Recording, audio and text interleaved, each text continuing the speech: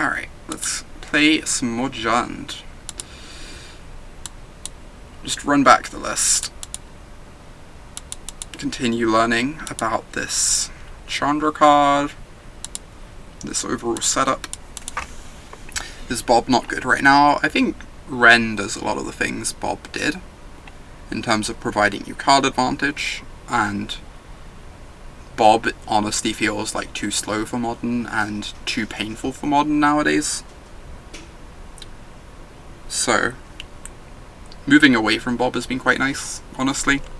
It makes you a bit, like, losing Bob is, like, sad in, like, the blue-white control matchups, but in a lot of the other matchups you're kind of happy to have moved away from him. It's like 9 PM here, Zuchin. Approaching evening. Good evening to you too. Yeah, Bob getting killed by Wrenn and Six is a nightmare, agree. God, this mountain has been abysmal. I kinda just want this mountain out of my deck.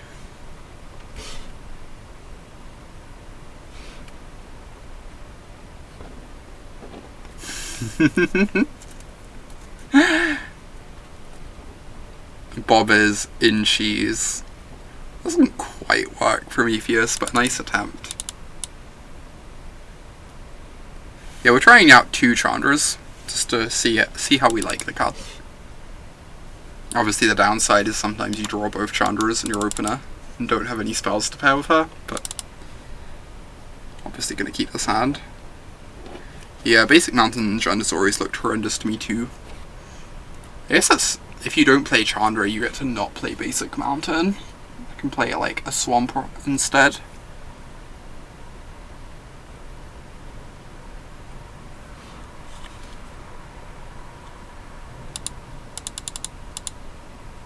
It's probably like a pretty good argument against her. Ooh, exciting. Welcome to the true Junderdome.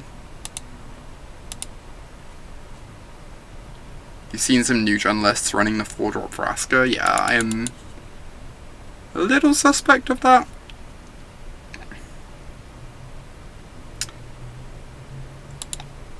Yeah, Chandra can be good in the mirror. I don't think she's very good in this hand because we don't have any like spells to pair with her.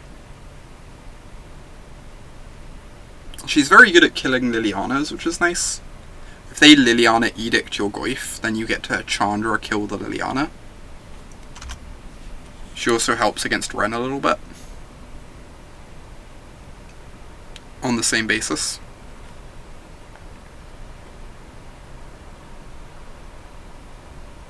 Wrenn time. Yeah. That makes these Goyfs look embarrassing if we don't draw a fetch land.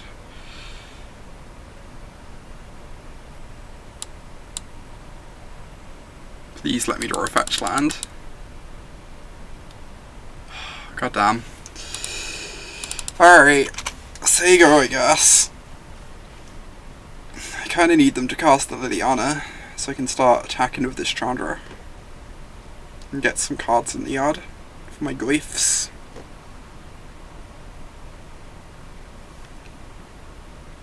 Hashtag Jund Life. I mean, kinda knew what I was getting in for when I kept this hand, right?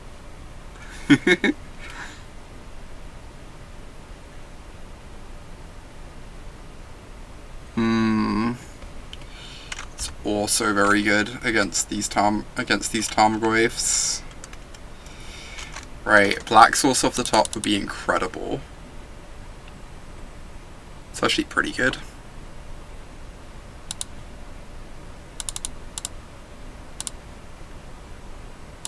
Kill the Ooze, get down at Goyf. Sadly, eminently boltable, but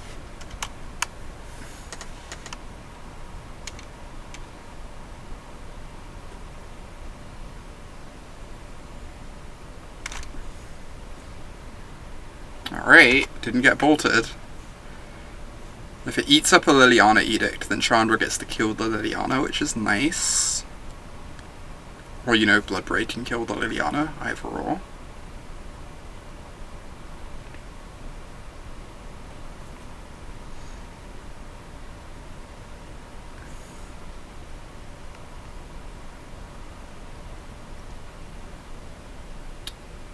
Yep.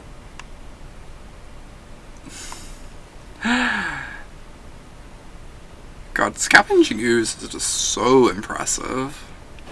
I keep feeling more and more tempted just to jam 4 copies of Scavenging Ooze in my deck if this Hogak deck is going to be a real thing.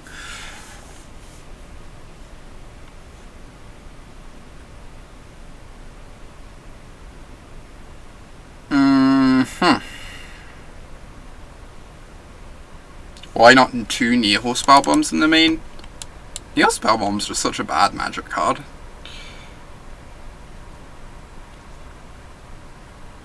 God, if I drew a land, I'd either get to like Bloodbraid, or Edict, or Chandra with the Lightning Bolt. Instead I have to like play this Tarmogoyf and feel sad.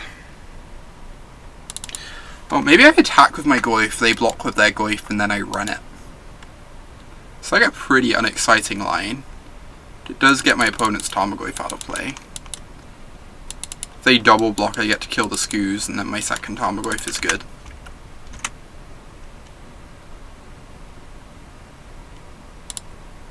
I like this plan. More likely opponent doesn't block, then I get him damage on the Wrenn, and that's just fine. Keep Wrenn away from ult.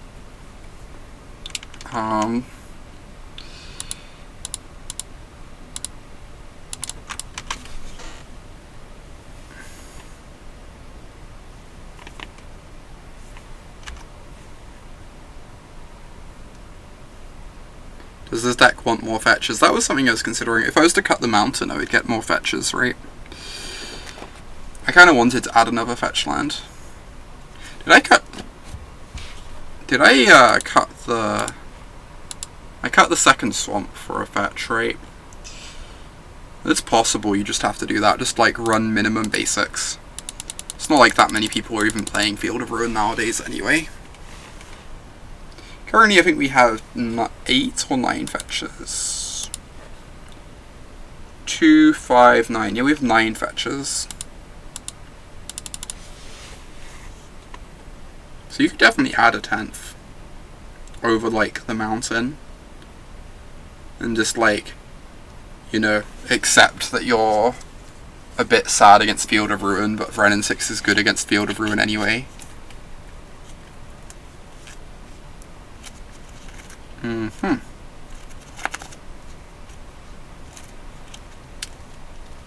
So yes, they take the Bloodbraid.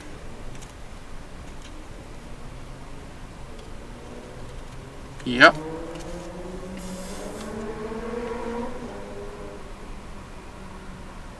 Chandra definitely looks a bit embarrassing when you're behind like this. Like at least if we resolved the Liliana, we'd get to like Edict my opponent. And like if we drew a fetch land, at least the Wrenn would draw us a card essentially. Whereas the Chandra just like doesn't have text at the moment.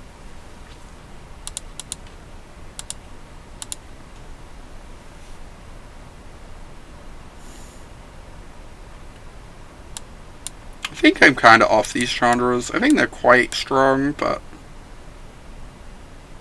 I think the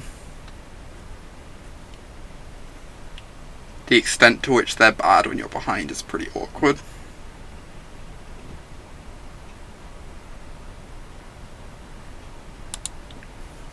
And like maybe that would be fine, but the fact they're hard to cast on top of that.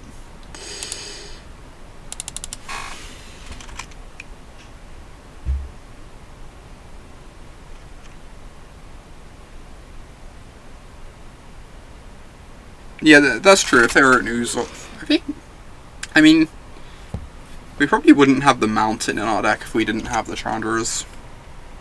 It'd be like a different land instead.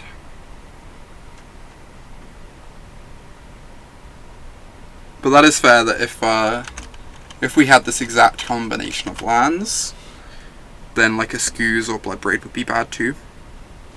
Jesus. Aha.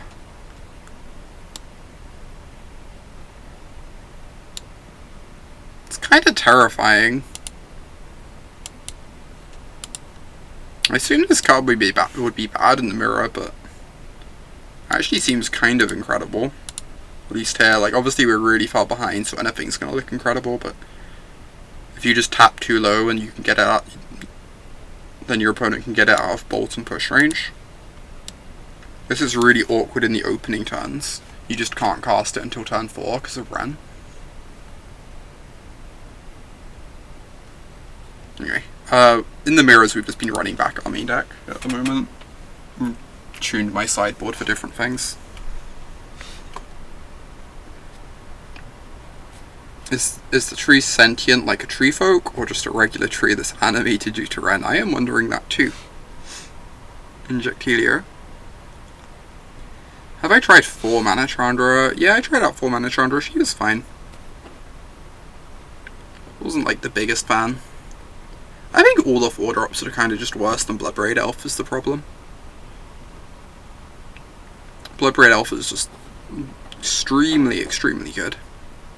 Because it lets you pressure, like, your combo opponents and such very well.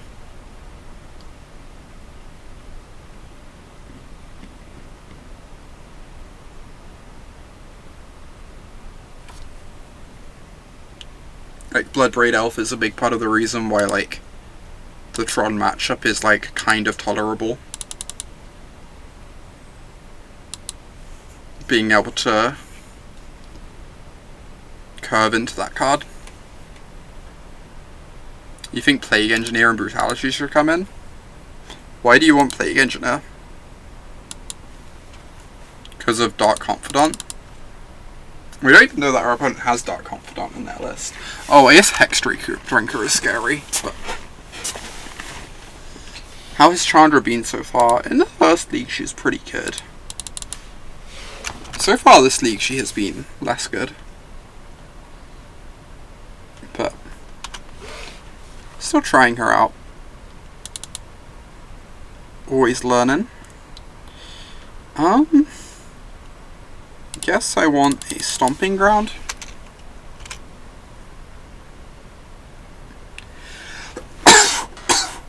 Excuse me. Could I show my sideboard again? I could. That is my sideboard. This is all very experimental. I don't know that this is like necessarily what I would play. We're kind of trying things out at the moment. But this is my sideboard currently.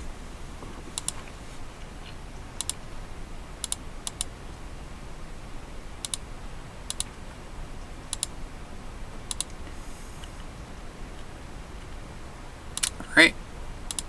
Yeah, so just start hitting my opponent.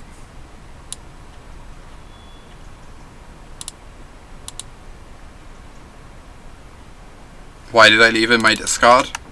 So I just don't think any of the sideboard cards are good in the matchup. Like maybe Fulminator Mage. I think Fulminator Mage got a lot worse now that people have Wrenn there.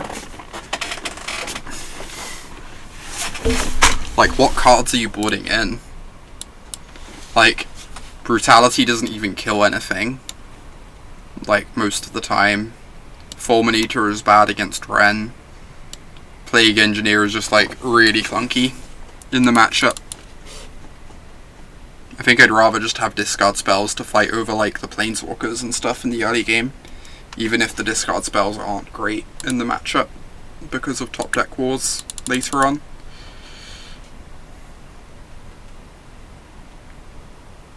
Death Touchers. Spending that much mana on a Death Toucher sounds miserable. Casting Noxious Grudian. I guess there's a world in which you attack with your Goyf, they block with their Goyf, and then you get to like Plague Engineer post-combat. Maybe that happens sometimes. I could see that. Wow. Oops, all Bloodbraids. Well, hopefully we don't hit a removal spell. We did not hit a removal spell. We hit something a bit better than a removal spell. My opponent didn't even have Bolt Mana open.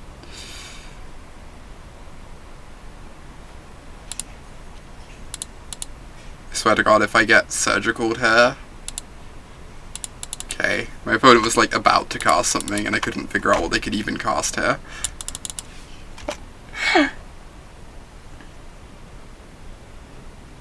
This is unauthorized use of the Thunderdome's intellectual property.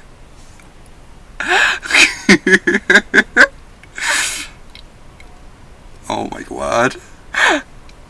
Do you actually have copyrights and stuff set up on that?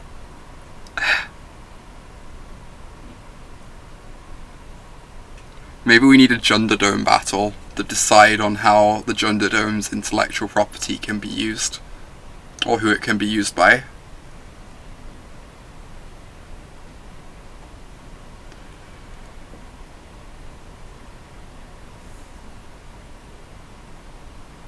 Alright, that kind of deals with the Tarmogoyf. I think I want to Bloodbraid Elf. How's Jund been so far? Jund has been quite good so far. We 4-1 our first league, only losing to Hogak, but we beat Hogak the other time we faced it. I can also kill this, potentially. I can go Scooze, eat Inquisition, like eat Catacombs even, and bolt this. Plus on the Foothills. Getting the Goyf out of the way would be nice. I think I'd rather just high roll my opponent. I can deal with the Goyf later. Ooh. Okay, this seems decent. Now I just like keep drawing 2 a turn with my Barren Moor. Also just get down the Scavenging Ooze, but I'd really like to redraw this Barren Moor with the Wrenn and Six.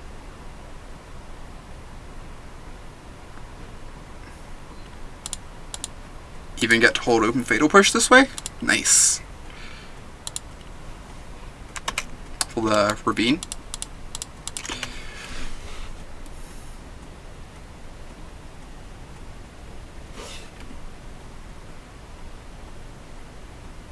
God, the Barren Moor Wrenn and Six interaction is so absurd.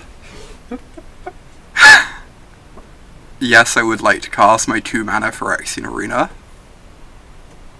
Jund looks great right now. I've been reasonably impressed with it. Hey Chantel, great to see you. Yeah, I'm excited for Super League. It's going to be great. I'm glad to have you on the team. For those that didn't know, this week on TMSL, Team Modern Super League, Megan was not able to make it, so Chantel is joining our team. Chantel is great. I'm very excited for it. Yeah, it's Super League later. It's going to be a sweet one. Big fan of some of the people we're facing. I guess if they had a trophy, they'd have used it by now. I might as well just go ahead and Thoughtseize. See what's up over there.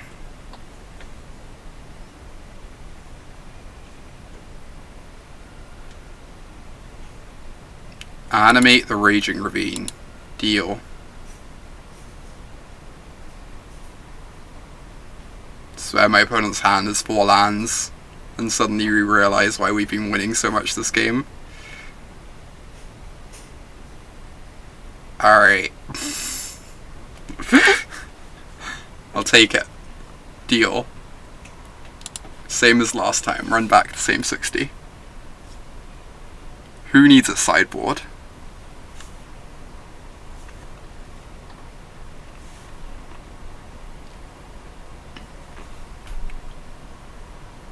No discard spells aren't great, but I think they're better than our sideboard cards, so here we are. Hitting submit is busted. It's nice.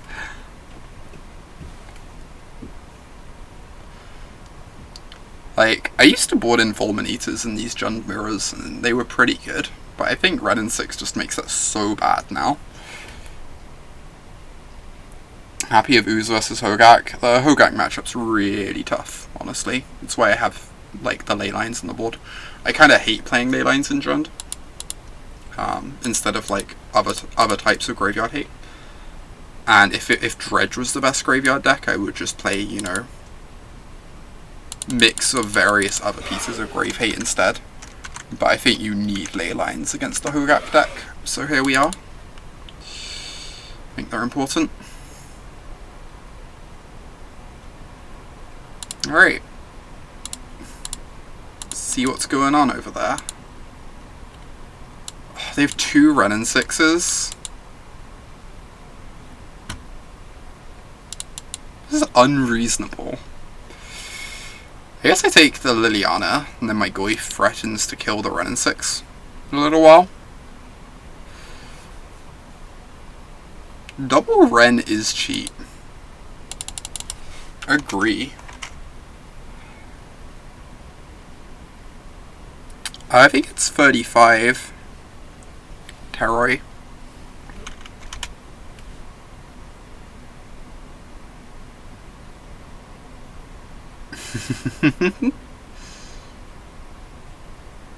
Alright, here we go.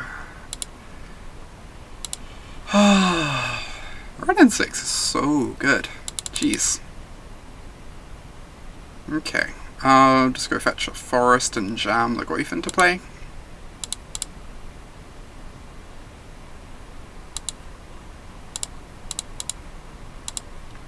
At least my Goyf is pretty big. Get Scoos potentially with this K command. Obviously if they answer the Goyf we're in big trouble because Wrenn and Six is so good against Liliana's plus. Makes it so you almost just don't want to use your Liliana after the Edict.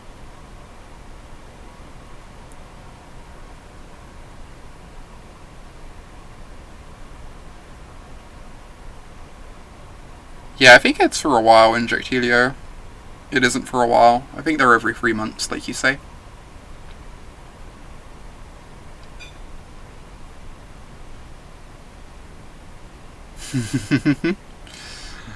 Yeah, sounds about right, Terroy.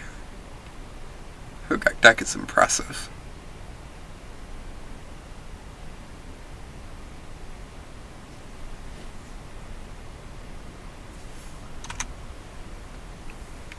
God, this Liliana just looks so embarrassing against this Wrenn. Also the Hex Drink is like kind of threatening. I guess that's what Liliana has to be saved for, right? So I can answer Hex Drinker once it has pro instance. Or they could cast the Hex Drinker. Also a thing that could happen.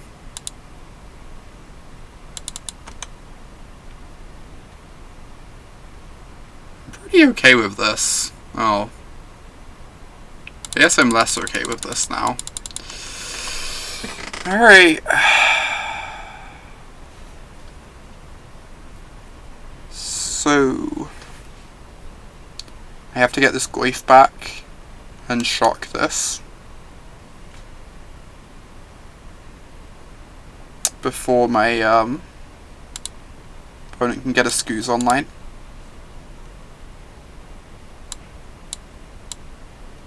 I actually kind of want another red source in case I draw Chandra. Maybe I was just meant to play the Overgrown Tomb there. Because I might want to go Bolt plus Chandra in the same turn, potentially.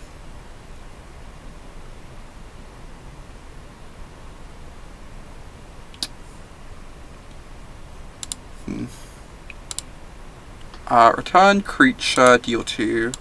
Get rid of this Hex Drinker. It's a nice one to hit. Next turn I have like Goyf plus Bolt, can Bolt the Scoos. Hopefully. Oh wait, no, we do know they have a second run in hand. They have Verdant Catacombs, right, 2. So they have 2 mystery cards.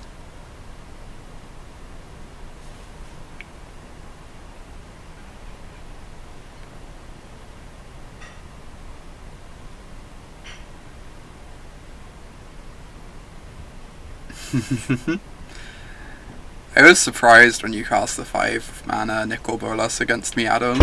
It was a lot. It was not a particularly beatable card, in fact. So this has to find a red source. My Scavenging Oozes are going to be really bad if I keep fetching basics. Also, like, I kind of want Trophy to actually get me a land if they trophy me. So I guess I'm just going to play the Mire and fetch a red dual land. Red-green. Want to crack Mire before casting Bloodbraid. Otherwise, like, I'm increasing the density of lands in my deck with Bloodbraid. Whereas this way I don't do that.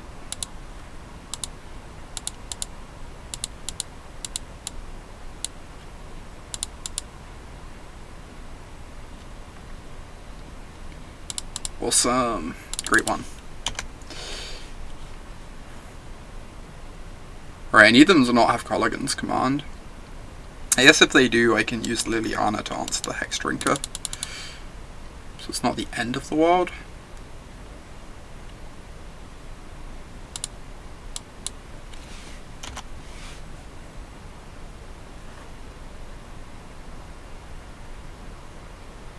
Oh my god, okay.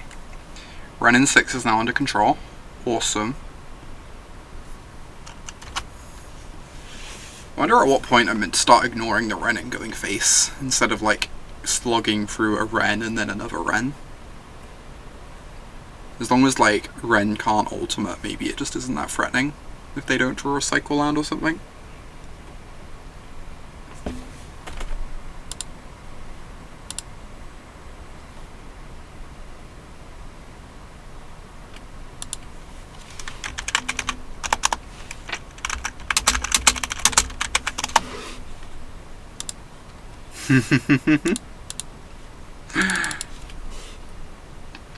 Oh, the trophies. There's like a trophy leaderboard, and if you get like enough trophies, you unlock special avatars at the end of like every set. But I don't really know exactly how everything works anymore, if I'm being honest. I assume it's just an actual representation of the trophies they gave out towards trophy leaderboards.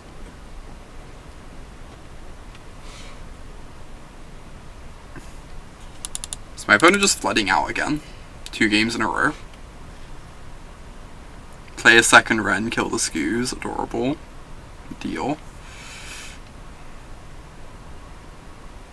I'm very okay with this. Doesn't mean there are now 2 creatures in the yard for their Scavenging Ooze. So I have to be aware of that. I have to be ready to bolt the Scoos at an opportune time. I don't know if I can anymore, right? Maybe I just can't. Anyway, get to kill the Wrenn.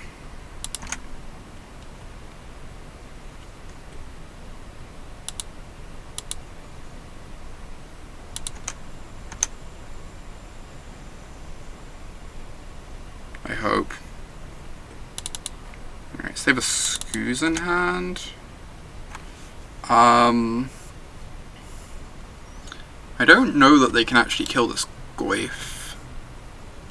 So I guess I'm just going to play the Goyf, hold up Bolt, because I need to keep the Ravine in check. I don't want to play Liliana and have them just attack Liliana with Ravine is the thing.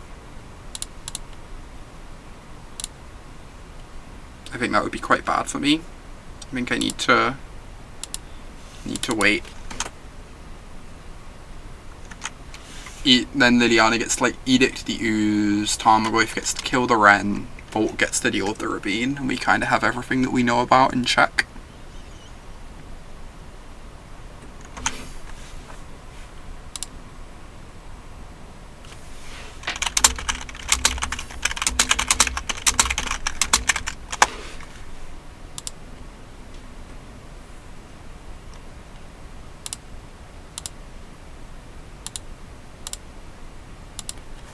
Ooh, Pulse my Goyf. Brutal. Okay.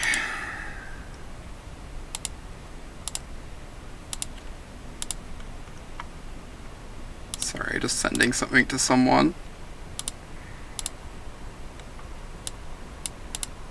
So they get to play the Scoos, but it will be in bolt range if they do.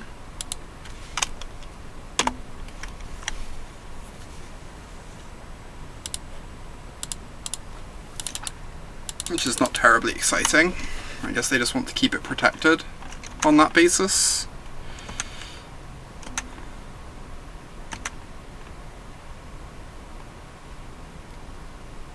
That's heckin' nice, honestly.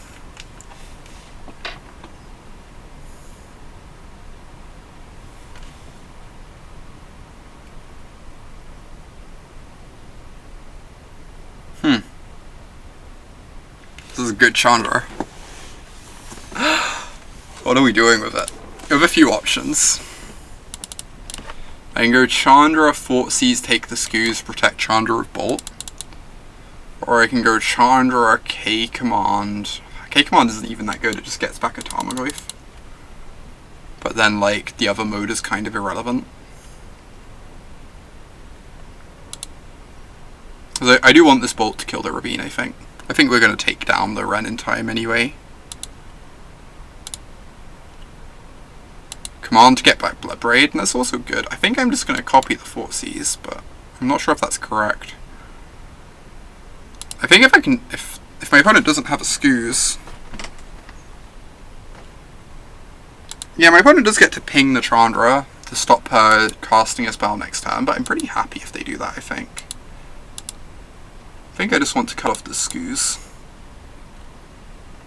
They have a Goyf, but I can just edict that with Lily. And as long as the Skoos is gone, my Chandra's threatening to flash things back. And I want to have Bolt up for this Ravine, right? Cool.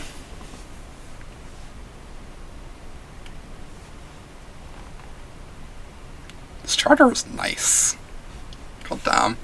Remember when I was talking myself out of it earlier in the match, and then we just drew it, and it was like one of our best possible top decks.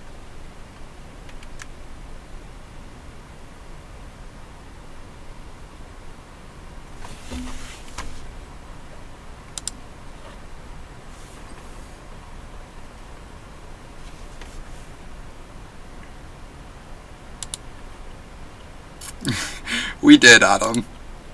I think it was a reasonable response to drawing that Chandra.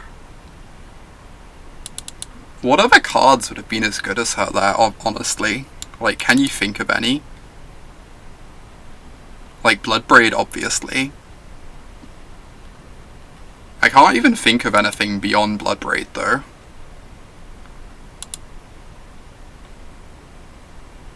Yeah, Bloodbraid would have been, like, pretty good. For sure.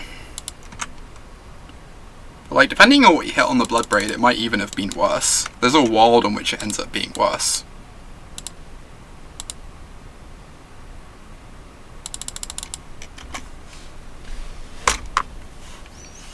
Now they play the Goyf, ping the Chandra with the Wrenn. I get to edict the Goyf, tick up the Chandra. Bloodbraid into Chandra. Gross. Ooh, do I now know their whole hand because they played the Wooded Foothills?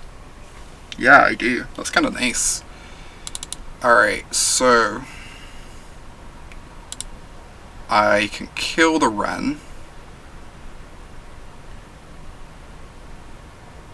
Which I guess is the line. And then I think I'm casting a Liliana and not using her. Which, you know, just the most common line in Magic.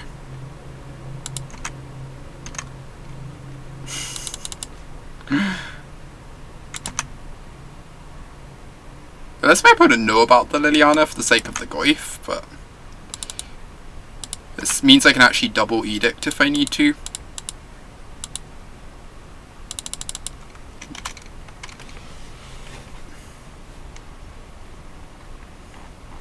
So far this Chandra has stolen a Scavenging Ooze, killed a Planeswalker.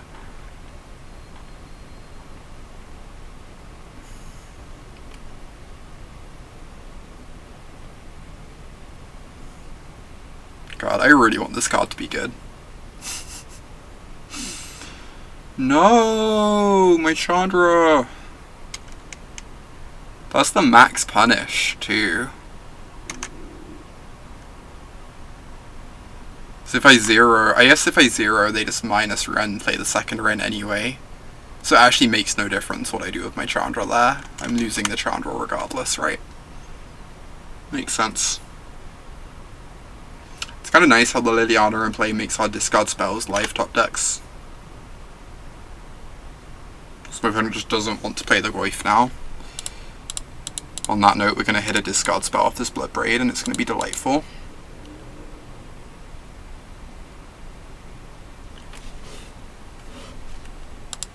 Lol.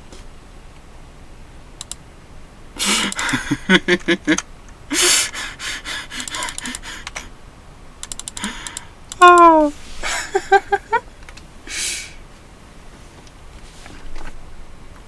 Chandras are nice, honestly. Especially when you get to run back your main deck. You not even have to sweat sideboarding. It's pretty great, Vona. Would recommend. Would recommend.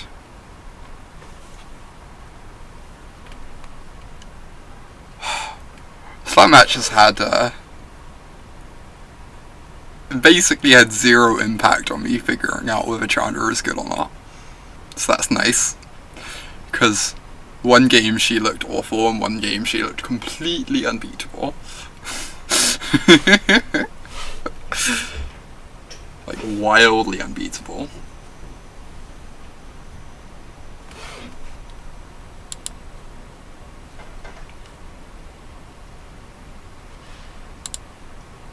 Hexdrinker looked bad though. Hexdrinker looked pretty bad. In the mirror, at least. Yike.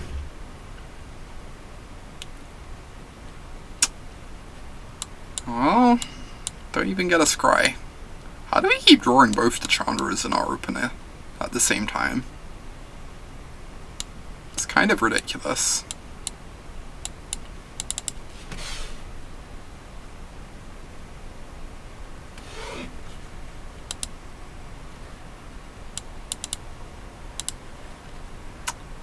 To 5.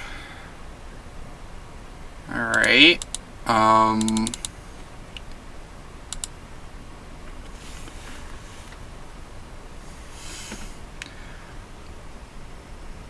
Goyf, Inquisition, 2 lands, and then like the Bloodbraid recoups card advantage if we flood. If we draw lands at least, and if we draw spells, we're pretty happy. That makes sense.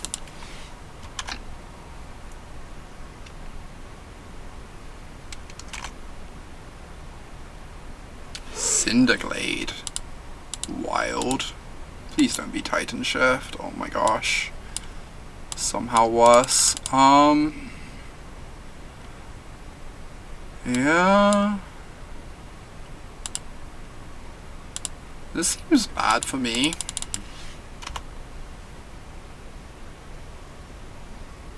Must be said.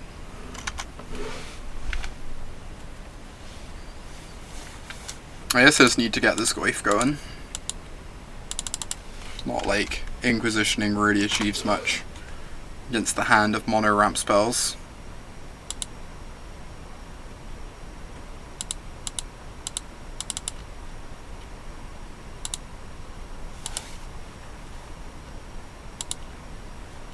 Play Ashiok for the Cinderglade matchup. That sounds like a true delight, Bobbin. I've actually seen someone with Ashiok in that board. People were doing it. Alright. These Inquisitions do not have text.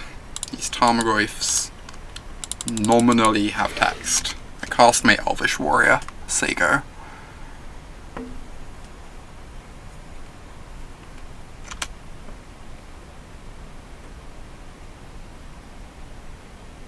So you have to fade about 10 top deck. Oh my god, they get to kill a Tarmogoyf. I want to cry. Yeah.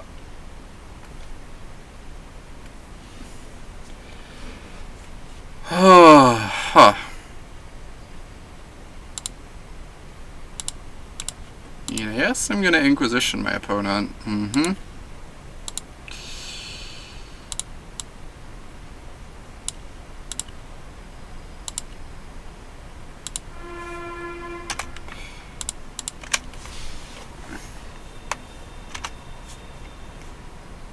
I don't really... I guess I win by them drawing lands for the rest of the game.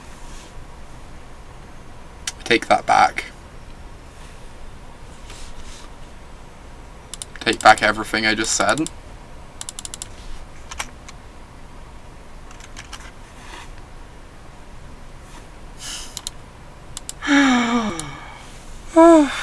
It's fine, no one will play Titan Shift at the PT, right? At the MC. Why would they play that at the MC, you know?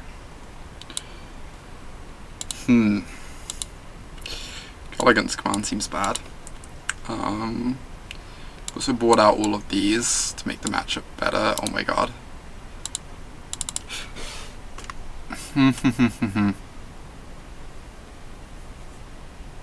Yeah, hope to dodge the one person who brings Titan Shift every time.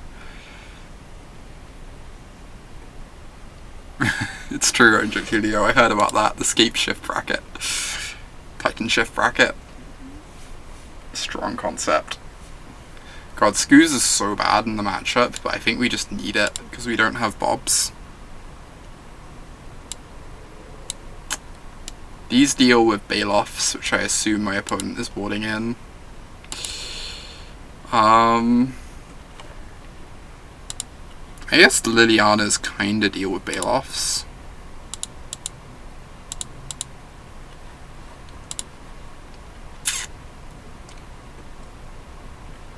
Maybe the trophies suck. They kill Titans. But if your opponent resolves a Titan, you're probably just dead unless you've answered the Valakuts. I could see Trophy just being appalling. And then Wrenn is like pretty bad too. Oh, Brutality can be good. Yeah, maybe we want Brutalities. Maybe they're like just good enough. So I could like go down to 0 Wrenns. Or I could just like suck it up and accept that Fatal Push sucks even if it helps against Obstinate Baloth.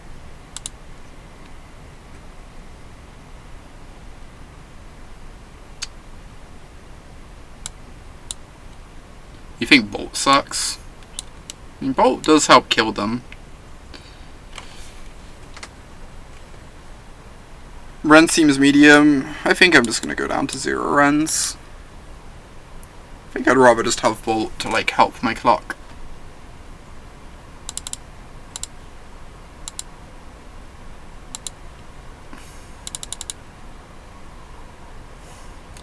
I believe I'm meant to keep this, but it isn't great.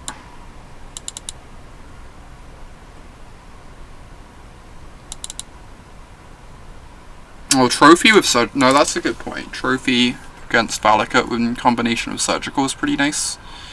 For sure. Oh, Plague Engineer is incredible. Plague Engineer is extremely powerful. I've been really impressed by the card. Agree with you, Terroy. It's one of like the most impactful additions from Modern Horizons. Why did we keep push? Like Obstinate Baloth, Tireless Tracker. What was my thinking? Opponent probably has like 5 or 6 things post board that it hits, but all of them are fairly relevant. Maybe it's just too bad. Bolt hits Tracker. Maybe it's like just Baloth. And Baloth is problematic enough in general that maybe we're just meant to hope they don't draw it. That's fair. Like a Wrenn would be way better than this push this game, right?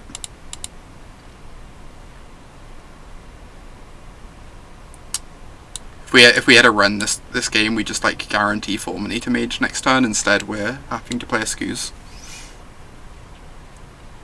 So it needs to be a black-red land. Yeah.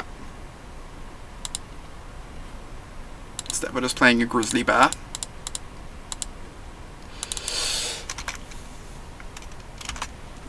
Have I tried Ghost Quarters?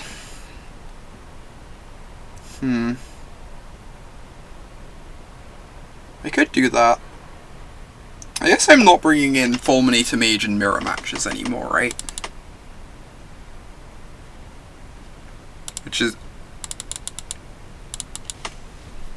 Which makes like the versatility of them a bit worse.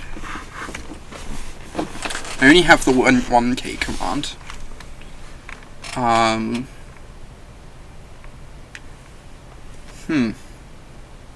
If I'm playing trophies, then I don't really want to be in on Fulminator, because like trophies and Fulminator play at odds with each other against the control decks. You might be right, Bobbin. What am I doing here? Am I just Lily plussing?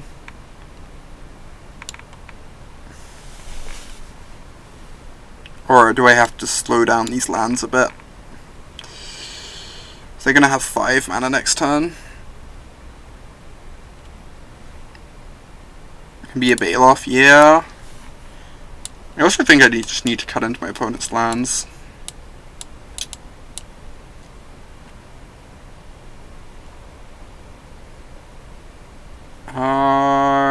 With Chandra in the deck, I'll get a red-green.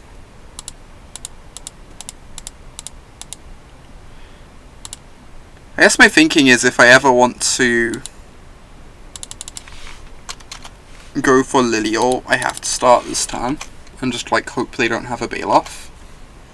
But if I draw a fetch, then I can go like Lily plus with pushback up, potentially.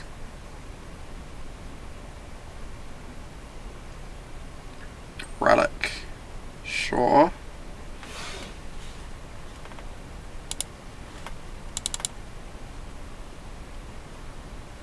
Apparently I can't, because I do not have a fetch. Yeah, but you can bring in Quarter as like spells, like as like lands, you know, 25 through 27 or something. Yeah, I don't think I want them having access to 5 mana though, Prometheus.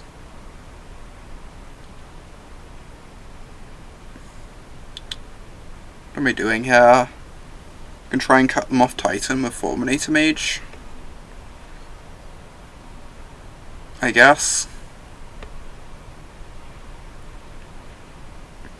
Bloodbraid helps me apply pressure.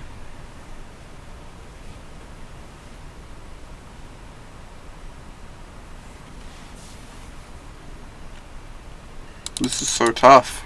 I guess I just have to Fulminator. Otherwise they just Titan me next turn, but I don't have enough of a clock to live through a Titan anyway, is the problem.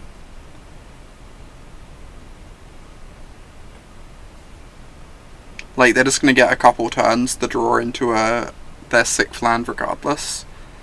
I just don't have a clock if I don't cast the Bloodbraid. At least they can't Scapeshift me at the moment, which is like probably as much as I can hope for.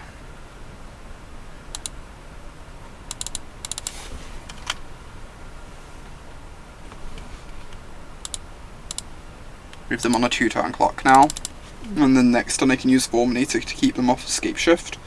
I just have to hope they don't have a Titan.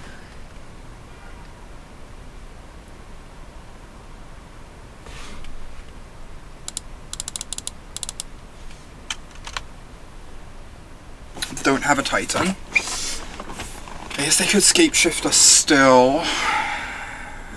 Yeah, because they have a ramp spell. Brutal. This matchup is so horrific. Hey there, DC. Good to see you.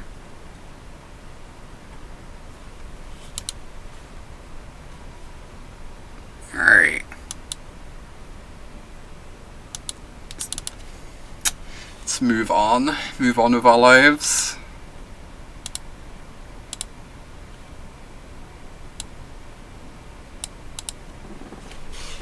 That was pretty rough, I'm not gonna lie. Luckily no one plays Titan Shift. When they fetch for basic forest, that indicated Scapeshift in hand, that's true.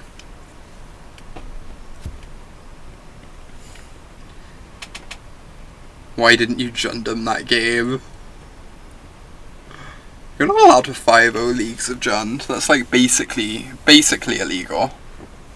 We have to not Jund someone in one of the matches. I personally haven't felt much of a difference from it to the power other than the matches fire faster, so I've been pretty happy with it.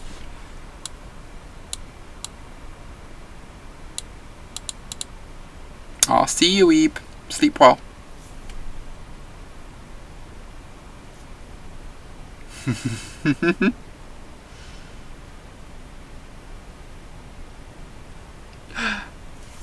Alright, you're safe to join now, Ty.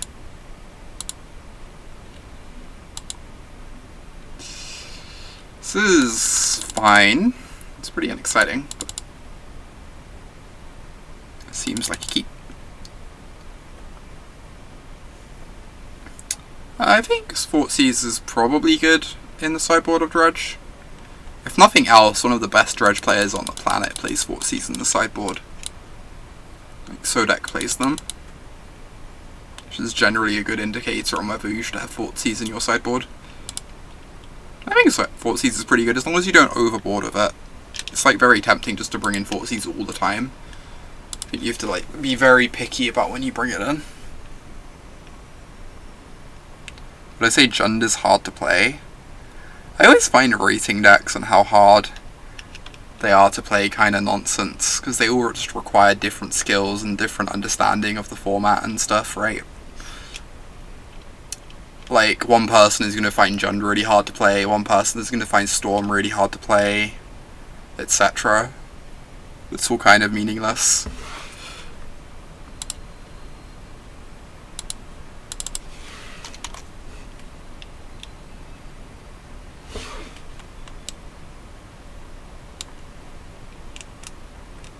Burn is exceptionally hard. Hey, there are some people who are legitimately really bad at playing Burn. It's like a thing. Like, I know the meme is that like Burn is super easy or whatever, but there are plenty of people who would like pick up Burn, play 30 matches with it, and still like make silly sequencing mistakes and stuff.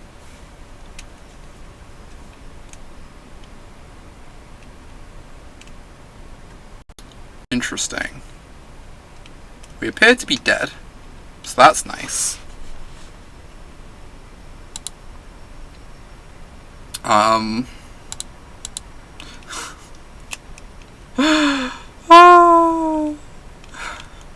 Also, hey there, Diva. Good to see you. You appear to be dead.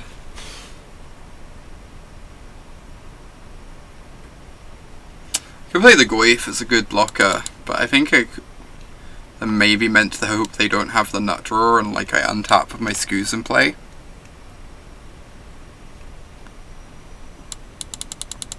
Oh no, they get to return a Gravecrawler anyway. I think I'm actually just dead. Cool. Good game. Was fun.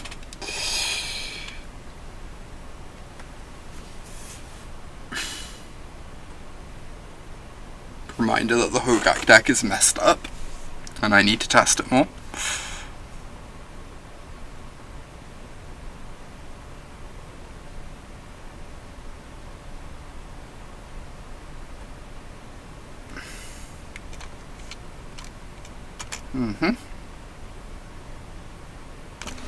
Alright. I can scoop here, right? Realistically. I only win if I play Skoos, yeah. I was thinking, like, depending on what they milled, maybe Goyf is a good enough blocker to buy me time. I think I'm dead anyway. I think it didn't matter what I play. Realistically. Alright. Graveyard hate. Do not like graveyards around here.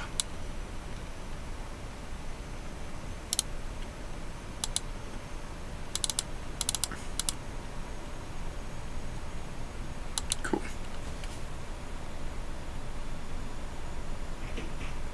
It's already turn 2. It's only fair that someone dies on turn 2, right?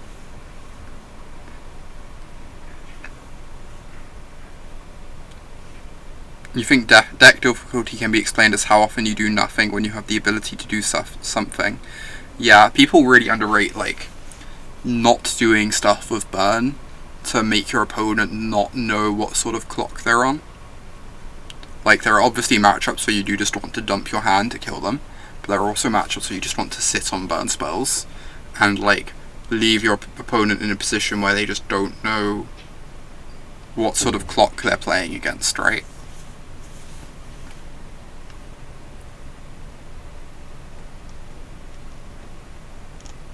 Welcome to Modern. Yeah.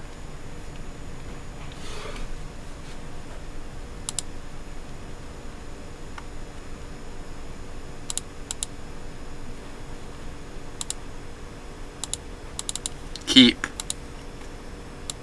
You know what? I'm okay with this hand. I'm okay with this hand. It's acceptable.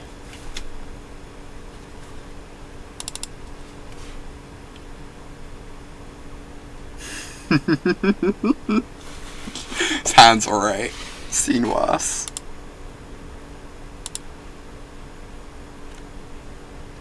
What are the chances we just die to a bunch of... I guess we have these for this for grave crawlers. Can't lose.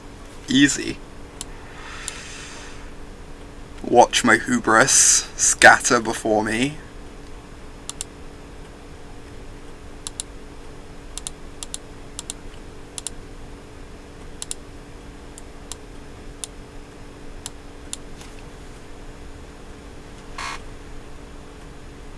I want to get rid of this neonate because it digs towards a nature's claim. Wrenn and Six comes down, kills a gravecrawler then.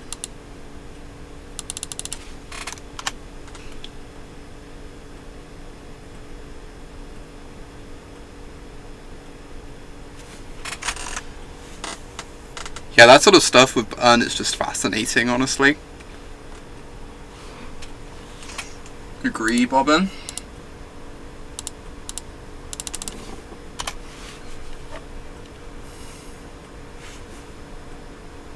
Alright. Wrenn and Six. Broken. Suppose I just meant to grab mono green sources here. For if they, like, kill Leyline and I draw a Scavenging Ooze or something. But this seems fine too.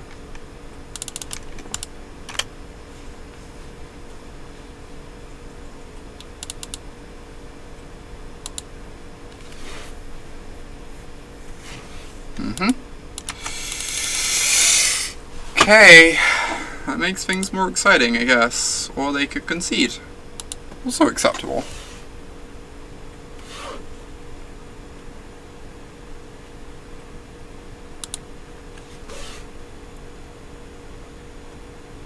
You're not sure it's gonna matter this game, yeah? Seems unlikely to matter.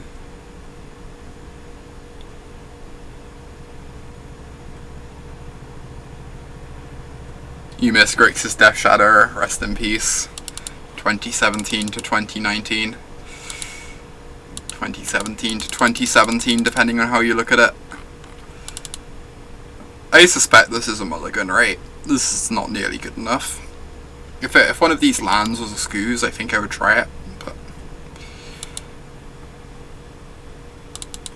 Alright, this is definitely not good enough.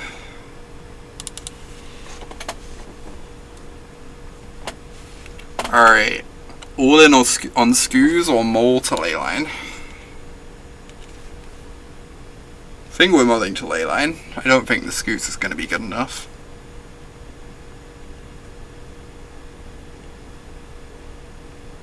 I haven't tried Esper Shadow. Doesn't seem like something I would enjoy, sadly.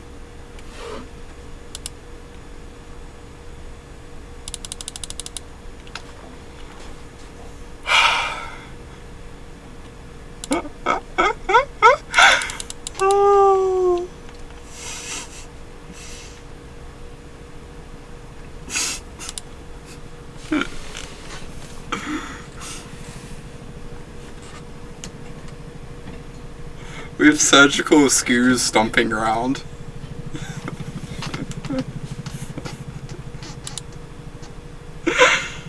Alright. Keep. Deal.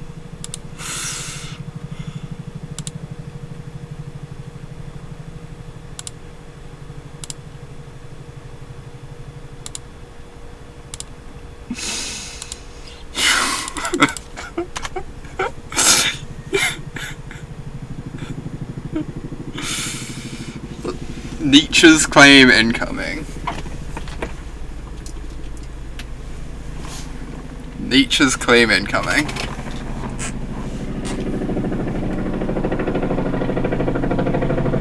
Apologies for the helicopter.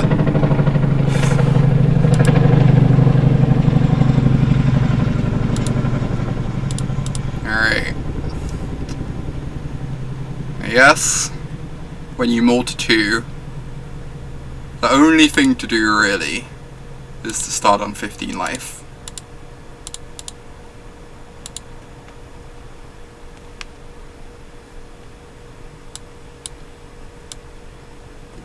Alright. Guess I take the 2-1.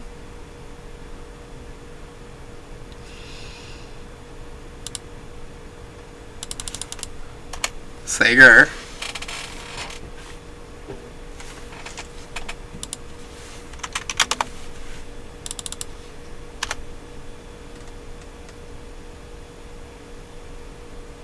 We draw a Wrenn plus land, we're in this. Amalgam kind of beats the Wrenn pretty well, but... Crab and mill me. Oh my god.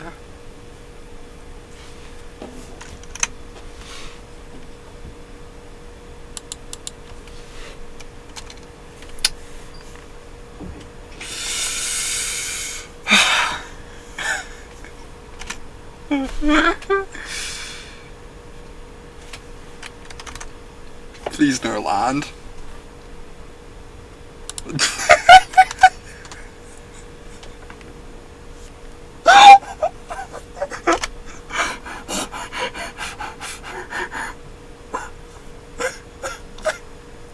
Are we gonna get the 4th one? Or are we gonna get a surgical?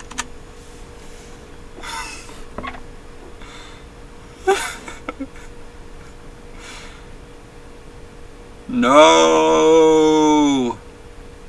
Wait, why are they not casting a Nessie in Corsair?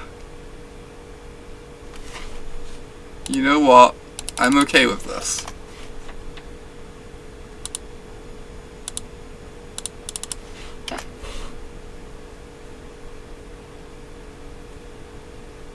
Why did they not cast their Nessie in Corsair?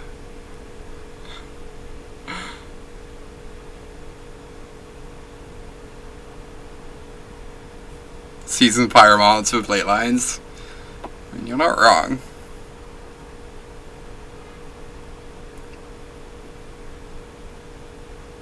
People are playing Satyr Wayfinder instead, Bobbin.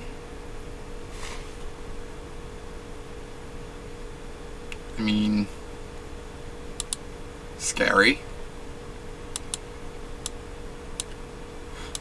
You could untap and play a Leyline.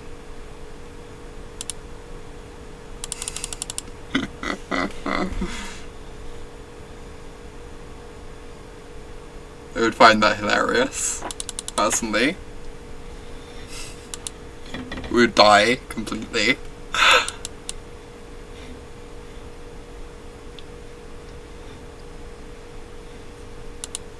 But it would be a glorious death with our Leyline soundly in play.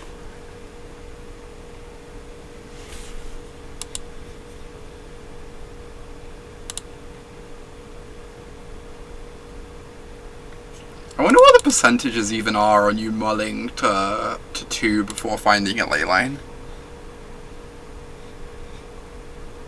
You'll see me in Barcelona? Yeah, I'm looking forward to it, Daniela. It'll be great.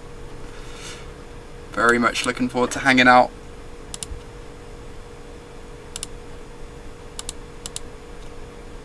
I'm saving my luck for the PT. Apparently. I just wanted to cast my Leyline. Was there so much to ask?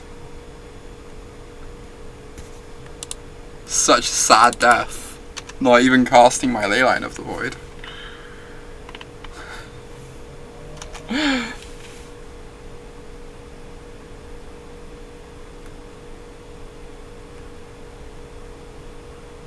Nessie and Corsair Inc. Oh no, they have a Faithless Looting in the yard, never mind. It's 95% on a mull to 1, okay. Interesting.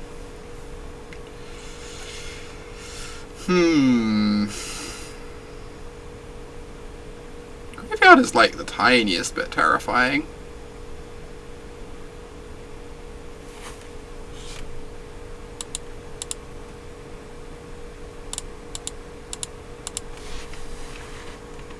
Oh, they have the second green source for the Vengevines. Nice. Scavenging Ooze.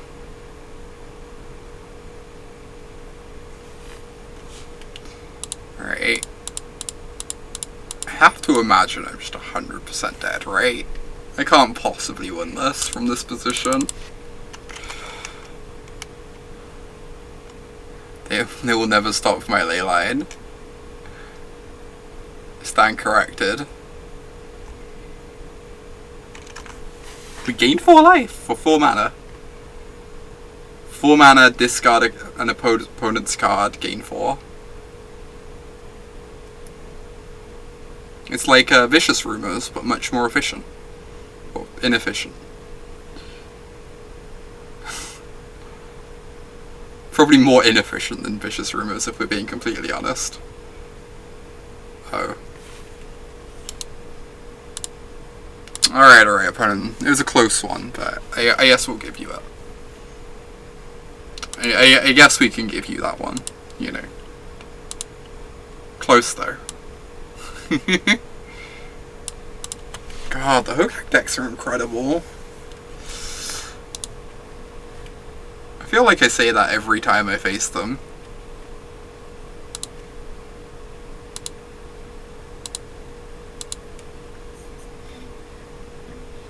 Hogak is also Jund. It is true. This is a very true statement. You went 2 and 3 this morning with a Hogak if it makes you feel better. Maybe it's my own fault for just playing mono Jund. Which, like, of course, is gonna get Hogak. Giving me false impressions. What did you lose to, Gab? Ah. The 1 and 2 Jund mirror. Excellent.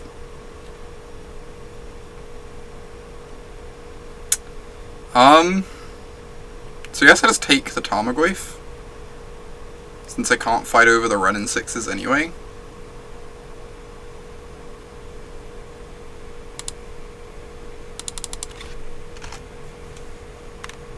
One and 2 Jund mirror, name a more iconic duo. No comment. Alright. Chandra's gonna be kinda nice with this Inquisition in a few turns. Forces a removal spell whilst, like, nabbing something from my opponent's hand. It is a bit unfortunate that my opponent kept double Wrenn 2 lands, because they have a really spell-dense hand that's also, like, very hard to meaningfully Inquisition. Hey Shops, good to see ya. Right, probably just take the Wrenn. I guess we have so many lands, maybe the Wrenn isn't super important, but...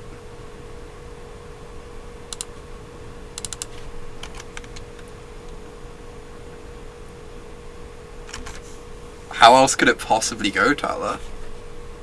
Alright, here comes the Wrenn, return the Bloodstained Mire. Seems decent. So I guess I'm just going to be ignoring these Wrenns for a while, right? I always enjoy Jund. I don't know if Jund's actually good at the moment, I honestly can't figure it out, but I've kind of been beating most things that aren't specifically Hogak. But Hogak has been destroying me, and it's not been, like, remotely close. I'm at, like, 6 pieces of Grave Hate, 4 of which are Leylines. And I just still, like, can't beat Hogak for the life of me. That's the thing. I guess I'm going to be trophying that. By the looks of things.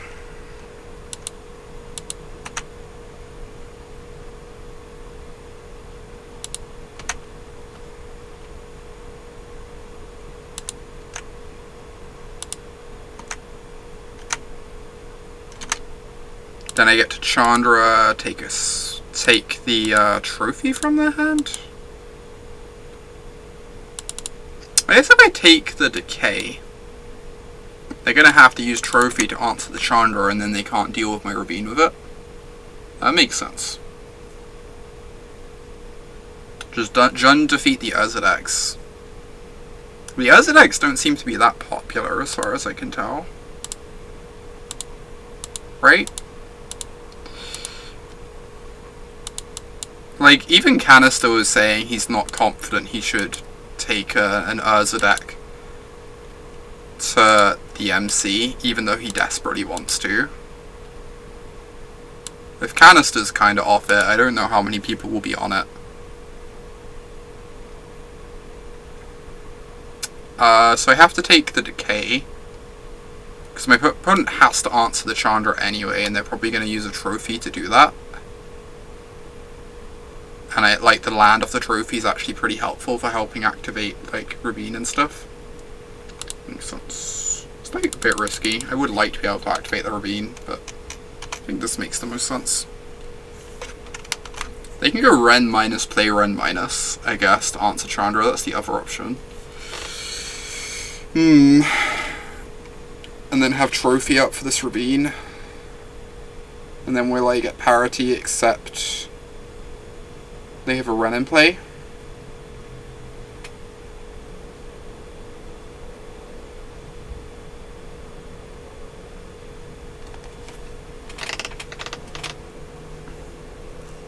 Great top deck. Kinda. It kills the Wrenn.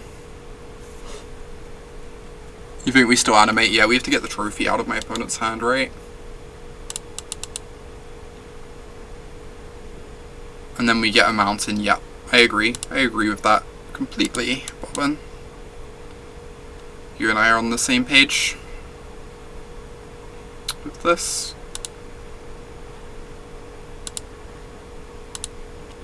Oh, maybe this is incorrect. I probably want a red source for the other Chandra, right? Because I'm only going to have 2 red sources post-trophy. And, I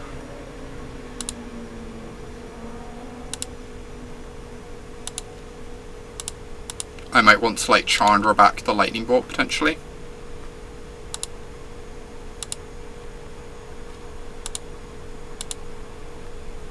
Right, here comes the trophy.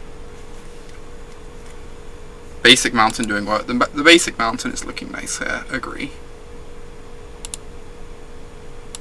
As much as I'm like kinda down on it in general, in this specific instance it is pretty great. Alright, we're top decking. Opponent drew a Verdant Catacombs, I drew a Tarmogoyf, you know. It really do be like that.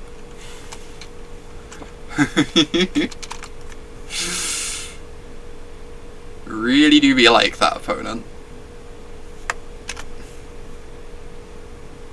God damn it. Why did I have to mock my opponent like that? I brought this upon myself.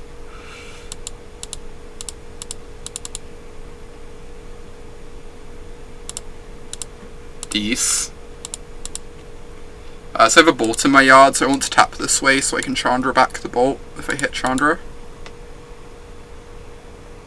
Nice. Get back a Raging Ravine.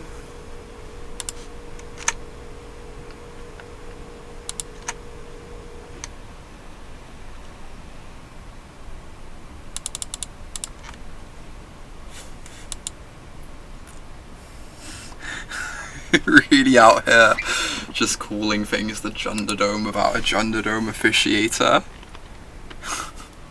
I believe Ryan dropped in to make basically the same joke a couple hours ago.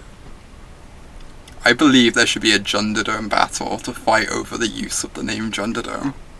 Emma.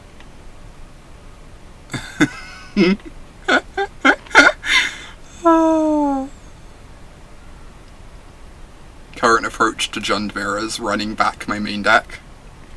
Seems perfect.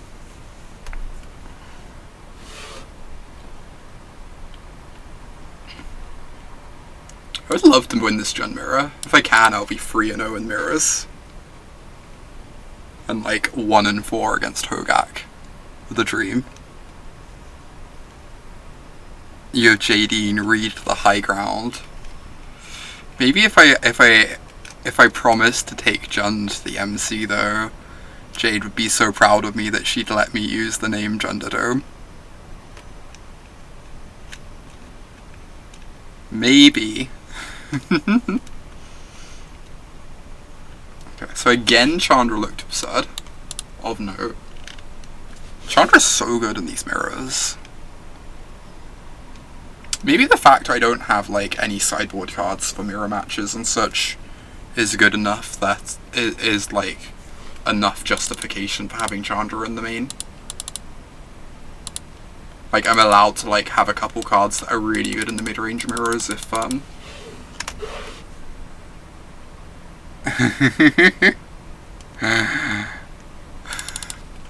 does seem likely, Emma.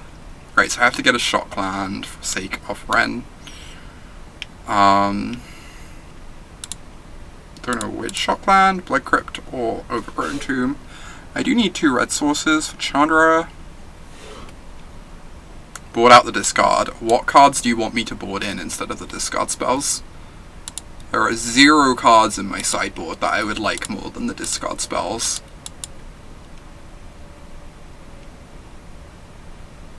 Easy Crypt. Easiest. Ooh, Liliana. Liliana's nice. I don't want to take the Bloodbraid. No, then they just minus Lily and get it back. Yeah, the discard's better than it used to be, because of Bloodbraid in particular. Planeswalkers.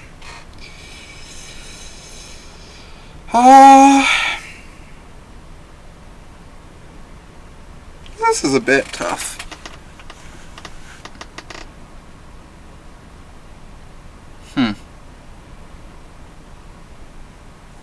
If they can answer my Chandra, the Liliana becomes really awkward.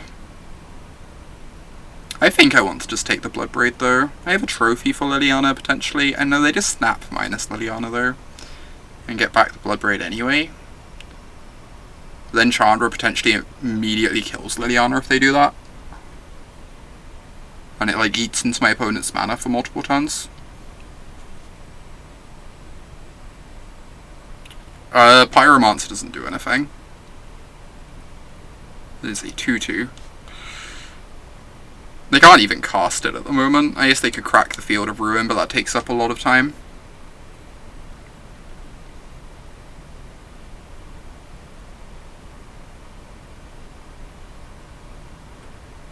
I'm gonna take the Liliana. I don't know if this is correct. I just like see things spiraling out of control if I don't. Is my fear. Obviously. I guess I'm still just playing Wrenn and Plussing, right? It's not terribly exciting.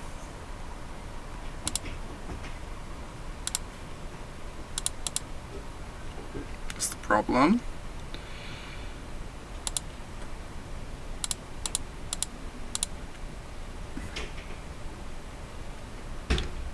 I must admit, as much as I think Seize and Pyromancer probably kinda sucks in Jund, it does seem good in these mirrors, like everything trades off. Then you have like a bunch of 1/1s to attack down Planeswalkers.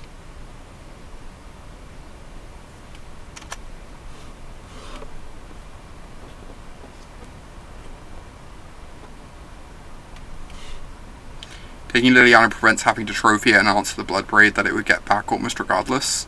Yeah, that was basically my thinking, Vona. That was where I was at with it.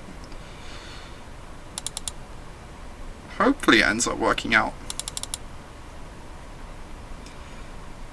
Alright, so... God, this Bloodbraid is terrifying.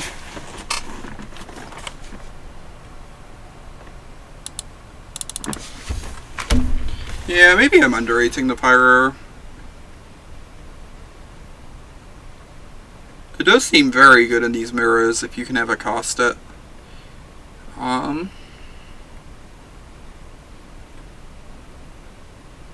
Pyro would be the nuts here, yeah. It would be quite good, I agree. I'm probably underrating it.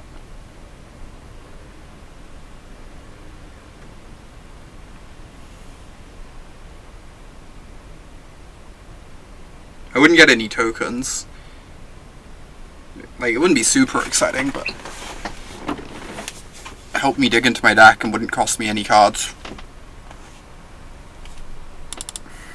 I don't think I can beat this Bloodbraid, realistically. I can play Chandra and, like, 0 to put some counters on them. But I guess I just have to hold open trophy. I also really don't want to play the Ravine on the field turn. So I guess I'm just going to play a fetch and pass. Trophying a Scavenging Ooze is, like, pretty unexciting, but I think it's where I'm at. I can wait for Chandra on a turn where I can, like, immediately flashback a spell. Just hope that the Bloodbraid isn't too punishing.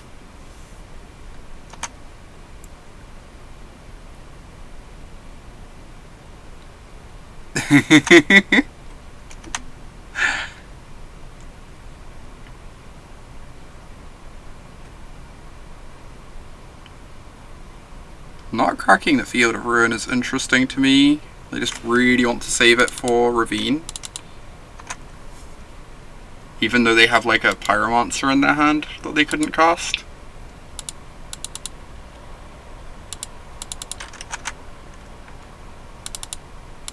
Alright.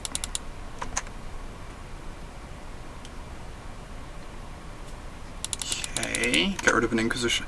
I guess this is nice. You get to have your discard spells in the mirror and they're just like not dead draws late because of the Pyromancer.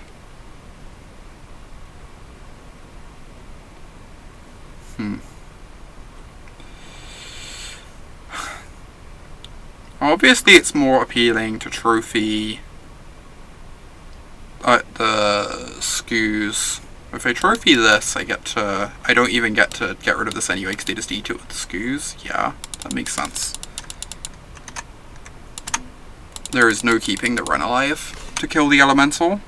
You think we had very dead? I think it's going to be tough. We're going to have to like draw some Bloodbraids or something. I certainly agree that we are not in a great position.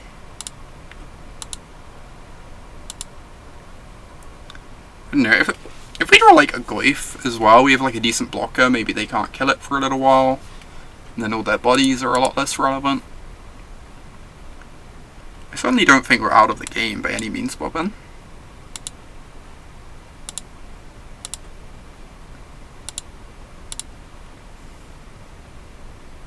Alright, that one's maybe not the best.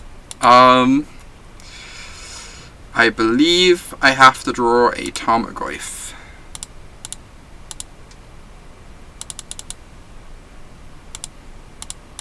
Good start.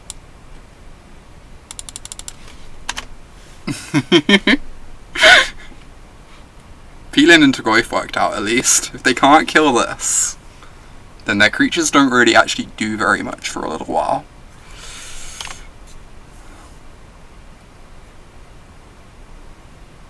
Obviously the Pyromancer helps dig towards kill spells too.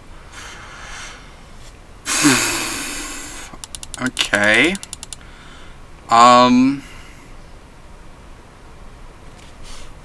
What now? I kind of feel like I need to like crack these stupid peatlands to dig towards more action, but casting the Chandra does not do anything at the moment until the push is in the yard.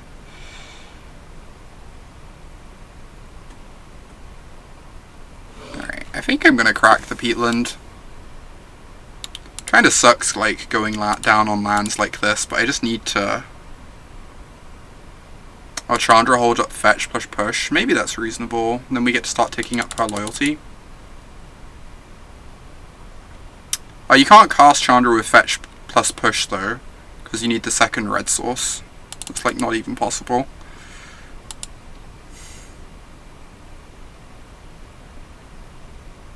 I could just push this now whilst I have Revolt, but I guess the only reason I'd need to cast this is if they kill the Goyf, in which case I have Revolt anyway, so I might as well just wait on it. How has Chandra been? Swingy. I've had games where she's looked like, you know, the best card in the deck in certain situations, and I've had games where she just looks like uncastable and awkward. So, like, when you're behind, she's just, like, very hard to ever commit to the board, but then at, like, parity or when you're ahead, she's just actually backbreaking and takes over the game on her own.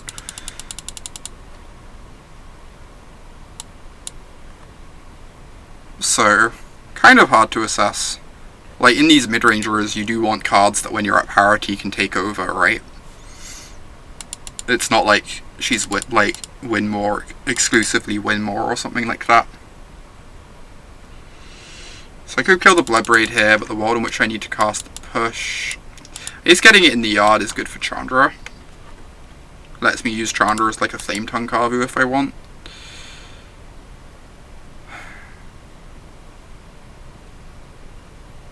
Alright, whatever. I kind of buy that.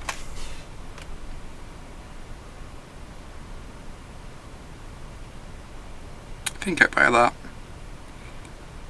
Means if they play a Goyf, Chandra can come down and just kill the Goyf on sight.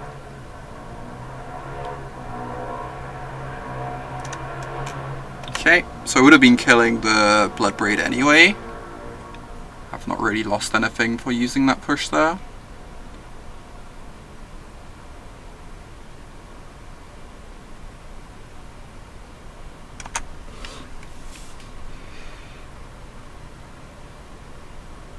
Inquisition. Strong magic card.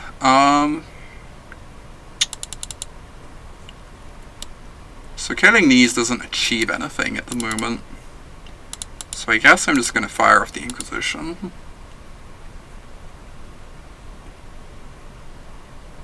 What?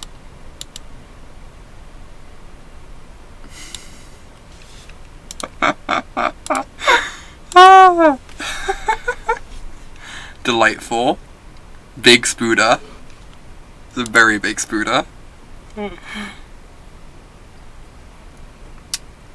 Alright then. I wonder if, I know I was saying Plague Engineer kinda sucks. It might be better once you know your opponent has, like, the 1/1 tokens off Seasoned Pyromancer.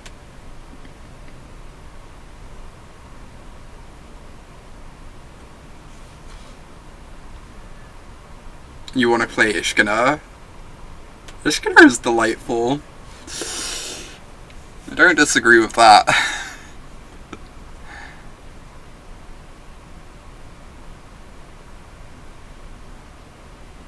Make all their 1/2s into 0/1s. That sounds deeply powerful, shops. Oh wow, this hand is awesome. I'm so happy. Get myself a Blood Crypt.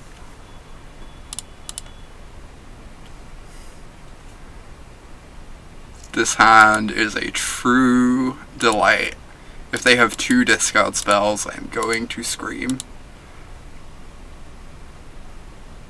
They do not have 2 discard spells. Ha!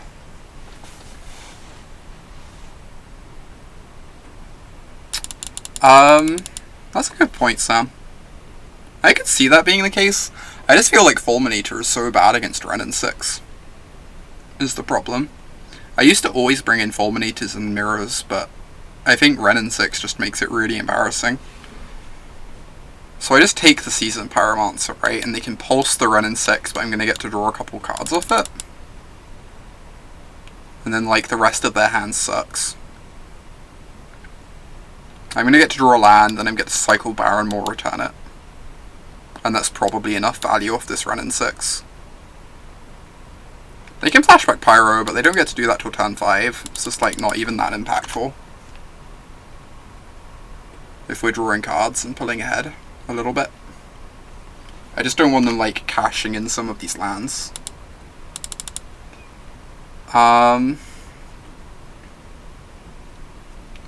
Right. So I can just go ahead and plus. Then next turn we can go cycle plus, maybe cycle again. Yeah, it's a lot of mana. Like, it can be pretty impactful in the late games, but you need to not fall behind too far in the early game for that to be the case.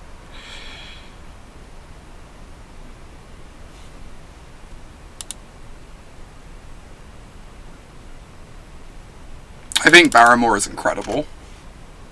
I think, like, you almost certainly just want 2 Barren Moors in your lists.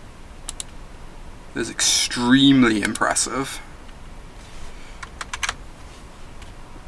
It just, like, makes Wrenn into a win condition very easily. Alright,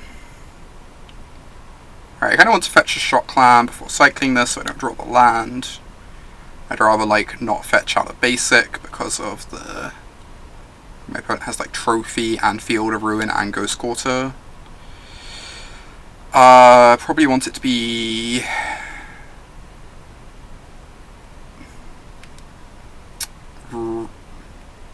Probably a black source, right? So probably Overgrown Tomb.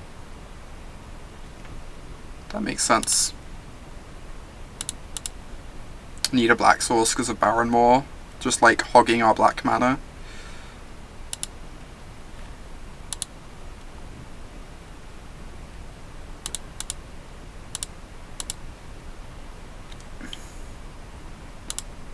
Alright, return this Barren Moor. Like, the thing is, Barren Moor's such a free roll. You just like play 25 lands, right? And you just treat it as like a, like normal Drend lists would play 23 or 24. You just play 25. And like, you mulligan less because you have more lands in your deck. But you also just get to cycle the Barren Moors. And then if you ever have a Barren Moor in your yard and draw into a Wrenn, you just take over the game. It's really impressive.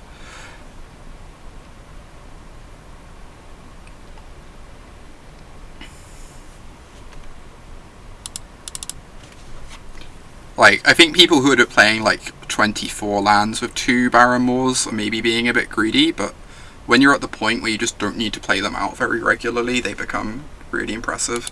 Is it worth playing 1 Loam? Someone was suggesting that the Fulminators in the sideboard could become like Ghost Quarters.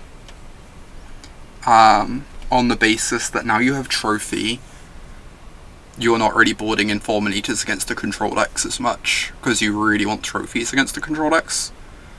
And you're not bringing in Fulminators in the mirrors anymore due to Wrenn. So like, if that's the case, you can probably get away with just like punting the already unwinnable Valakut matchup and like having Ghost Quarters instead, because they work so well with Wrenn against a deck like Tron. And at that point, like, maybe you get to play Loam too. I could see that being the case.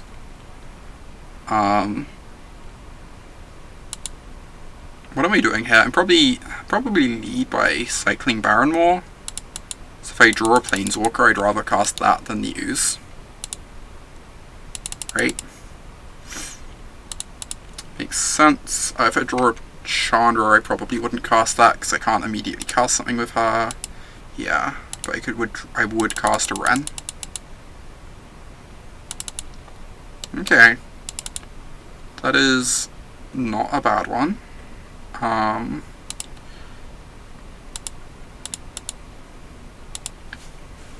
Cool. I don't need to get the Seasoned Pyromancer yet. Oh, but if I'm not careful about already having the land ready, they get to kill the Skoos with the fetch activation on the stack. That makes sense. So I have to be ready. Which means I don't get to hold open push. I can with off the Overgrown Tomb. Then I don't have much red mana, but I can just like make sure I get a red source off of this, and that's fine. Yeah, this is okay. I should have considered this before. Might have like changed my fetch options. But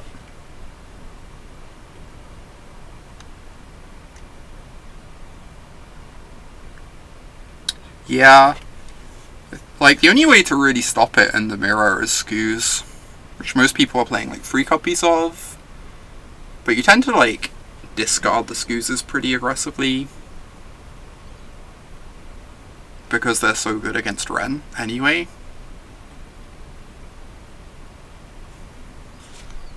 Alright, get to eat this Pyromancer. Pretty great.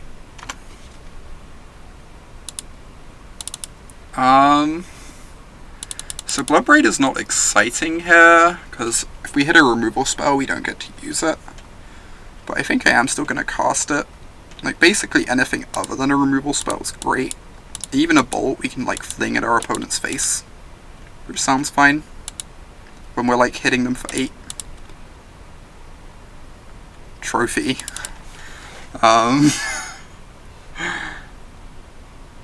kinda don't even want to use that.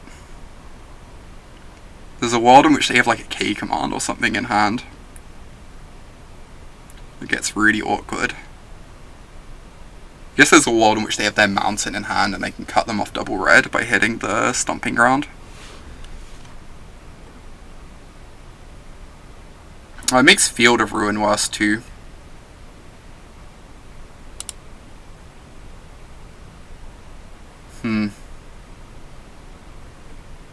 Kinda just don't... Hey, yes, I'm gonna do this. I don't know. I have no idea if this is correct or not. They have Field of Ruin in their deck, so taking a basic out of their deck is actually pretty impactful from that perspective, depending on how greedy they've been with their basic count.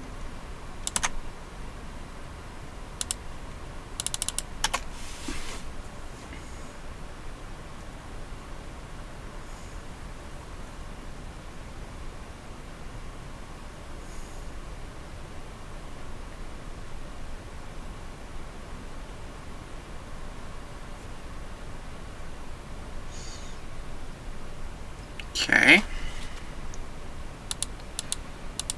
Huh. 3 card types, huh? Wild. What a deeply powerful magic card.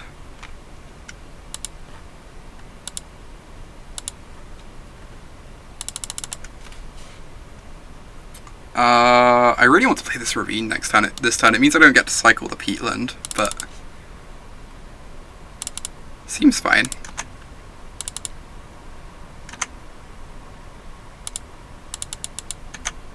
Seems acceptable.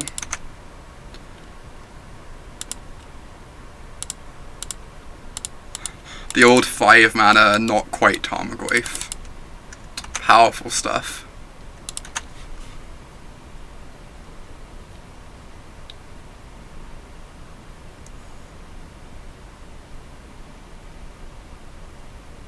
It has got reach.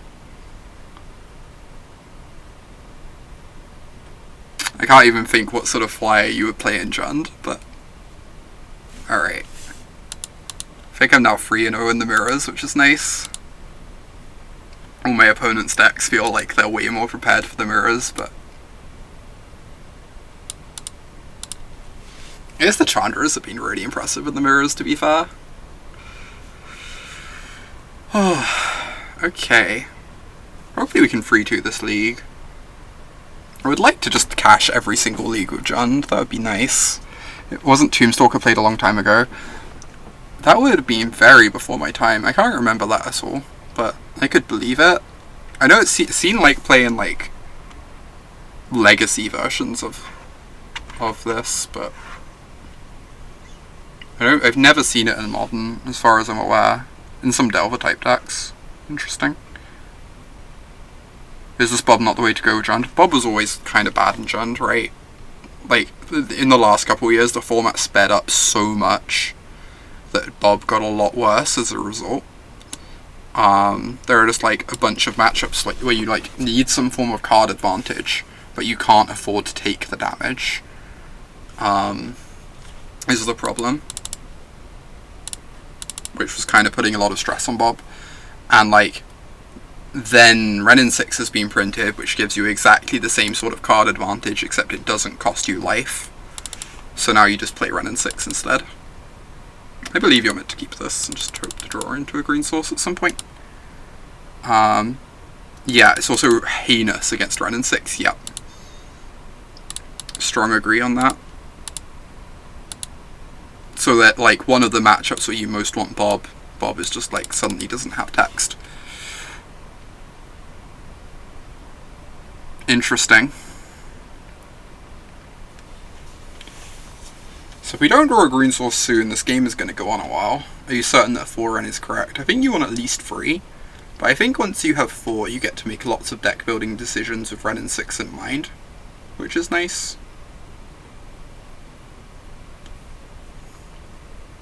Kinda just want to take the finale on the basis that the game might go on a bit, but that's probably silly. It's so much mana.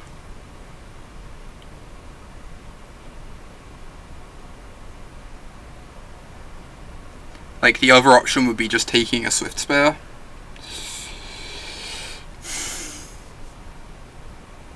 I could also take the Soulscar Mage, so they can't randomly shrink my Tarmogoyf out of nowhere if I let my guard down.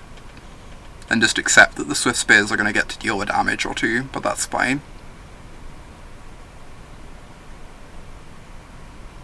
I think I kind of want to take Soulscar Mage.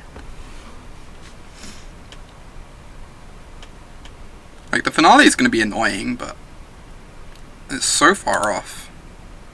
I just don't want them shrieking my Tarmogoyf once they find a green source.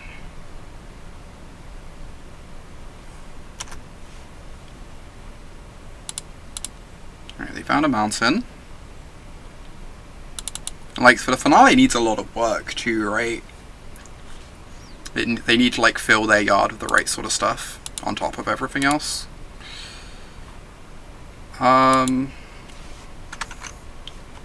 So I know their hand. I guess I'm still firing off the Thoughtseize anyway for sake of mana efficiency.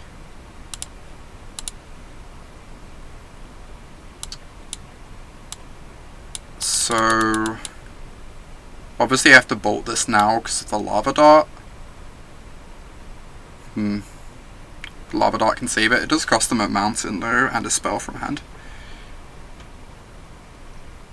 At this point, I kind of want to take the finale. Especially now I know they like have their second land drop sorted, so they're slowly building towards it.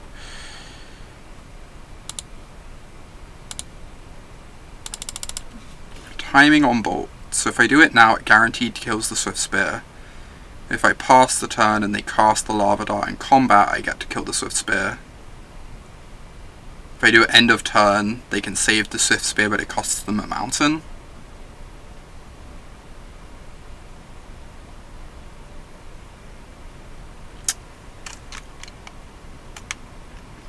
And a spell. Yeah, I'm going to do it end of turn, I think.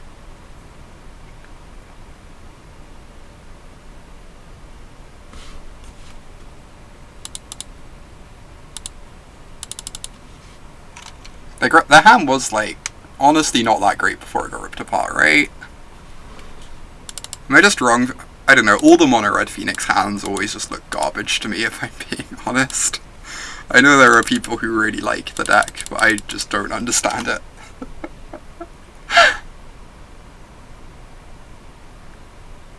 I know the deck, like, wins as well, but it's just so puzzling to me. Do not understand it. Alright, I have a Goyf, which is great.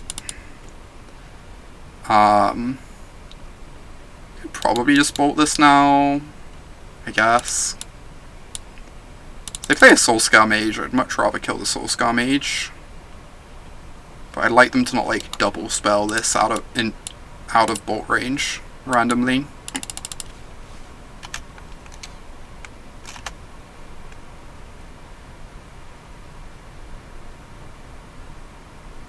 Sure. Okay, so they're gonna get to return at Phoenix, which is pretty strong. So they have the Lava Dart at the ready. I can Edict it. It would cost them a land if they did the Lava Dart as well. Exciting. Another Lava Dart. God, the second Lava Dart means they are ready to return the Phoenix again. Am I streaming from a bunker? My room is very small, so Kind of.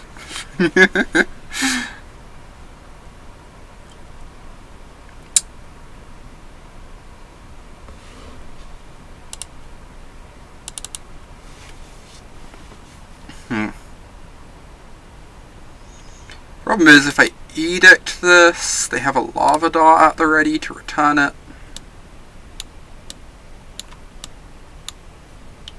They need another spell to do that, though. And it might be that I'm going to take so much damage if I don't edict it that I just have to get rid of this. I can't really afford to, like, have them lava dart me down to 7. This hits me down to 4.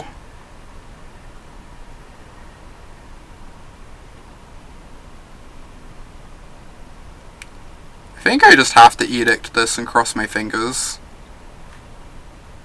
It's obviously like a bit of a rough position to be in. But I don't think I can afford to take another hit off it, is the problem.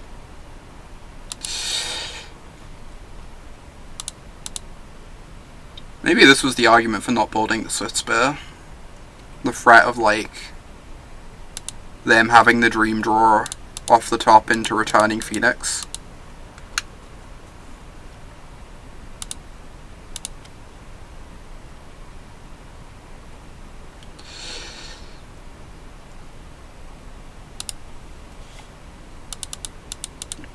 How many spells did they cast that turn? They cast 3. So they couldn't have actually attacked through the Goyf. Even if they could have, I'd have got to, like, kill the Phoenix, edict the Swift Spear anyway. Okay. Kill Lily, sure. Kind of still in this. Interesting. I believe I don't really want to pay life to this again anytime soon. However, the Ravine does mean that my opponent gets edicted every turn from next turn on if I don't crack the Peatland.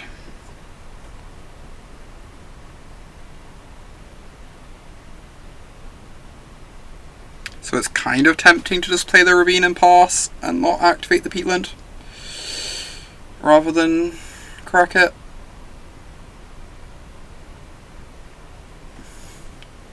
I get like 2 draws towards a land, but I don't really want to have to play a shock land untapped either.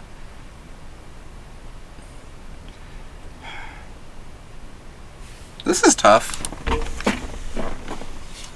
I think I want to crack the Peatland, because, like, the world in which I'm drawing 2 spells, I'm probably in a decent position regardless. And most of the lands I'm happy to use to activate the Ravine later. I think I meant to activate this, but I am very unsure. Alright, well that's the same as tapping the Peatland for mana, right? So that is fine. I'm definitely attacking. They get to go land, Faithless Looting Lava Dart is 1, 2, 3. It is not lethal. I need to get them dead before they can return the Phoenix.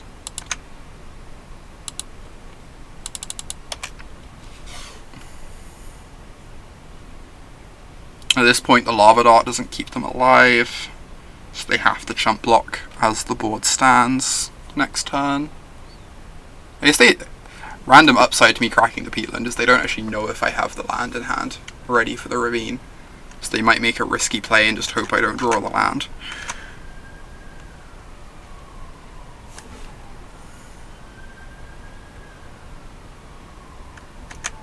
Okay.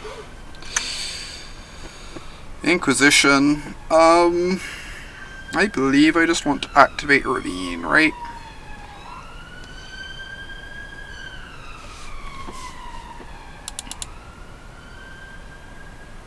I just, like, have to force the issue.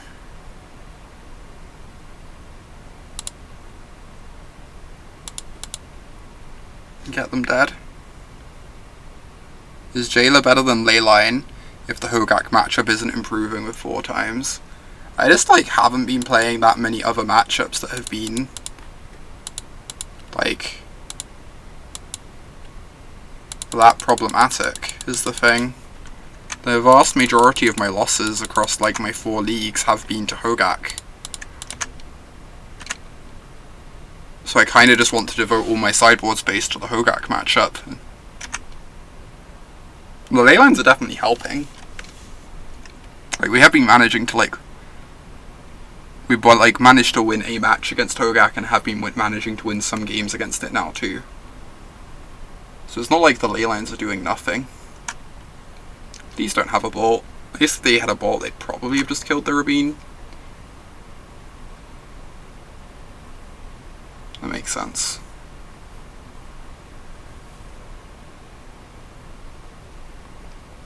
What is the Hogaak deck now? It's being built a bunch of different ways.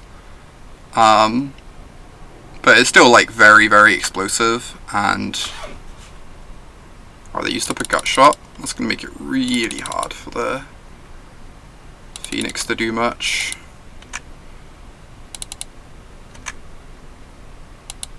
Kind of okay with this, honestly. Have I tried Spellbomb? Spellbomb is awful against Hogaak. It doesn't do anything. You get rid of like the first wave and they just rebuild immediately. It also does nothing against the card Hogaak specifically, because if you don't aggressively crack the Spellbomb to get rid of like 3 cards, then they get to slam a Hogaak from their hand, and you have an 8/8 you have to deal with. I think Spellbomb is like almost embarrassing against the Hogaak decks, honestly. Alright, I've not played this matchup before. I assume Brutality is pretty good. I'm like pretty against the idea of Thoughtseize. Is that, I don't know, they're kind of a burn deck, they're kind of a combo deck. I don't think I want Leylines. I think Leylines are overkill. Surgical seems reasonable though.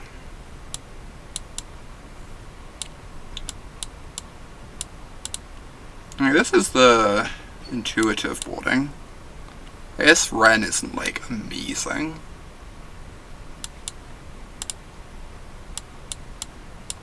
Thoughtseize is so tough, because the life loss matters a lot. But like they are kind of a combo deck in their own weird way. Combo aggro. Like, if they don't have their cards combined in the right way, their deck just doesn't do anything. I could see one of them being better than a Wrenn. How do I feel about a main deck Ghost Quarter? I've been kind of wanting to try some Ghost Quarters in the sideboard, and just like boarding up to 27 lands or whatever against Tron.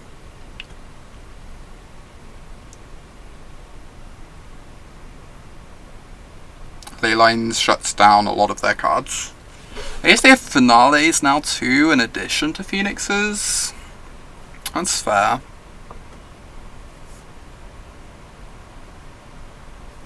Maybe we're just so good against the fair half of their deck that you're meant to shut down the unfair half.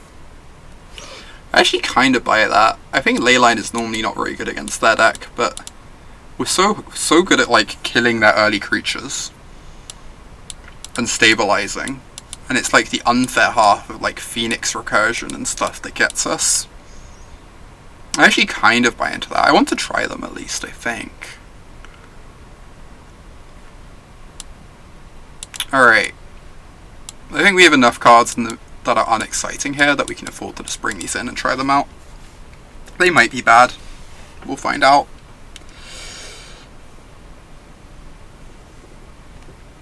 If we play a Leyline and it doesn't save us and we get run over, then, you know, lesson learned. You've played this matchup from the red side a lot, and Leyline is almost GG. Some amount of sense. I'm definitely happy to be trying it out. Opponent's mulled to 6. Mulligans seem like they really hurt in that deck.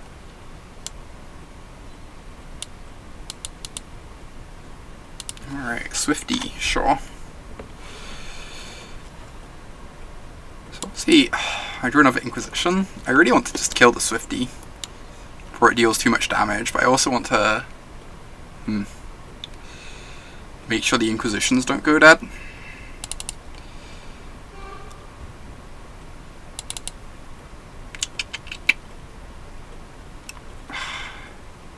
With 2 Inquisitions in hand, maybe I can afford to use my life total as a resource and just fire off the Inquisitions.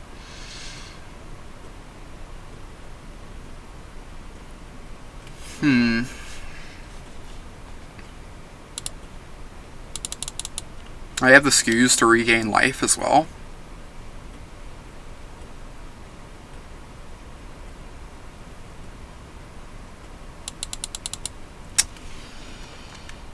I think I'm just going to kill the Swift Spear, but I don't know if this is correct. I think the deck kind of gives us a lot of time if I keep our life total high. And the Inquisitions are always going to be fine, just to like clear bolts out the way so our Skews doesn't die.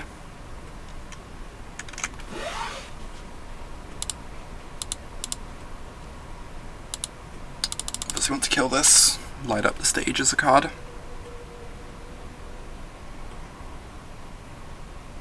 Alright, I think I'm happy to shock myself here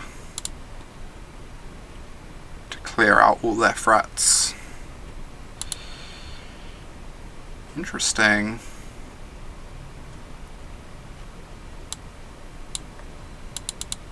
So again, the game's going to go on a while. So the temptation is to take up the light up the stage instead of the lava spike.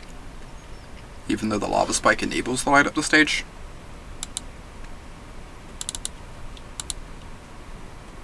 Now I can just kill the Soul Scar.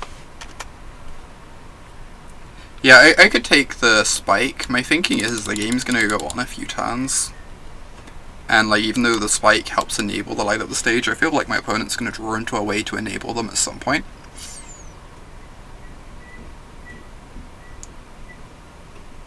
I guess it's awkward that if they draw a land this turn, they do get to fire it off. Yeah, I get a lot of time to set up. Yeah, I could see that being the case. It denies them the ability to like... or like makes it very hard for my opponent to reasonably light up the stage this turn. It slows down their development a lot. Hey, that is good.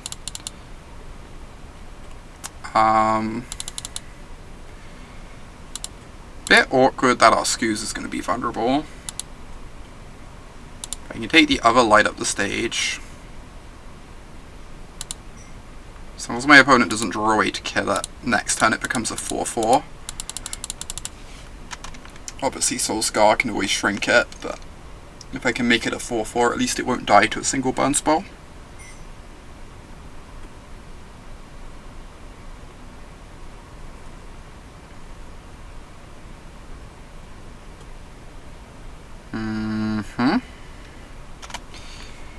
Okay.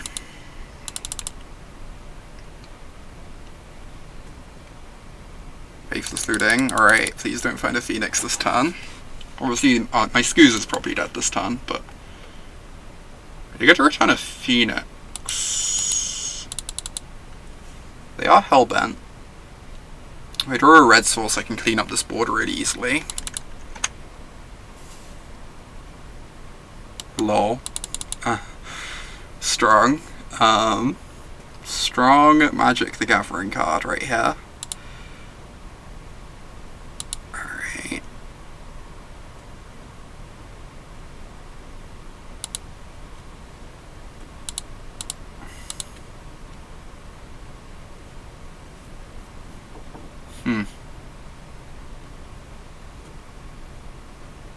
I'm very good at drawing ley lines at bad times. I am. I agree. I agree with that assessment. I don't think I can attack, can I?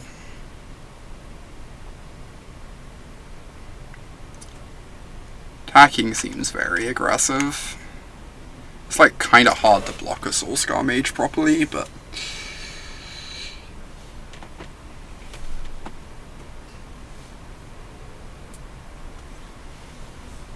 would have been a nice spell bomb, I agree.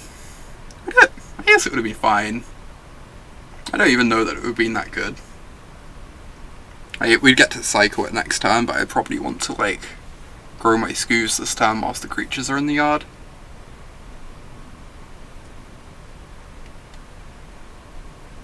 Yeah, I agree, Sam. Agree with that assessment.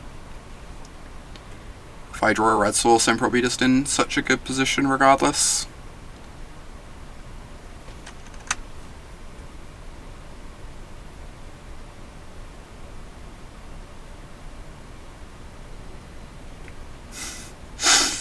I was tempted to make a comment about Raging Ravine.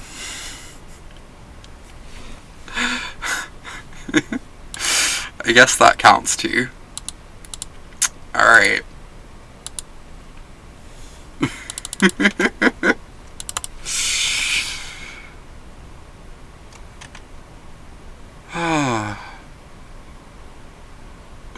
It is a red source. It makes this game considerably more exciting.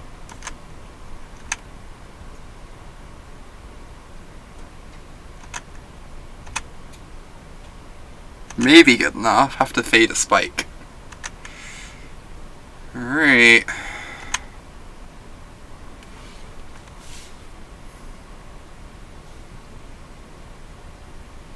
So I can go bolt this, eat it, play Goyf, and start beating down. Sounds pretty good.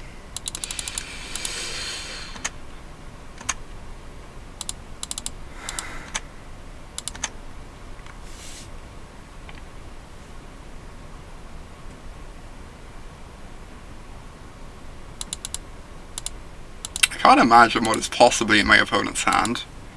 I guess, like, finales, maybe? Oh, I should have eaten this for the extra damage. It's plausible that they play a finale for... No, I have to do this before their turn. Sorry. Talking to chat. It's distracting. This is fine. It's not like the extra damage is gonna matter. Question mark. ... I say with a 5-5 and a 3-4 in play against, you know, potential 15 life. Okay.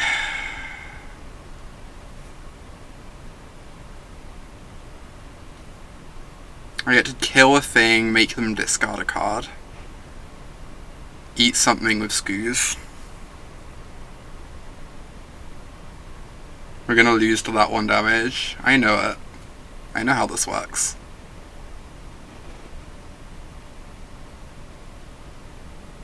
Ooh, no attacks is nice. Alright. Discard. Kill this.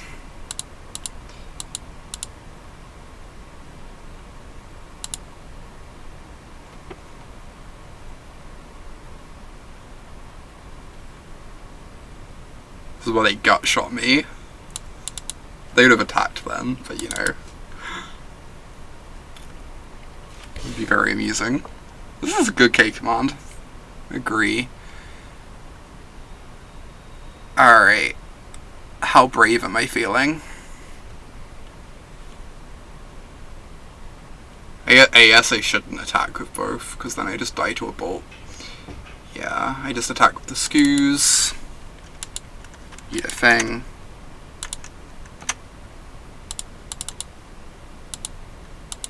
Eat looting. Does looting matter? If they draw a land for looting, then they don't even get to do any card selection with it, right?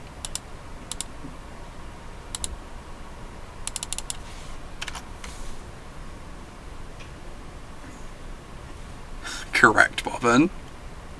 Amusingly. Alright, deal. I block. Now I get to gain 2 life because they have the chump, which gets me out of bolt range.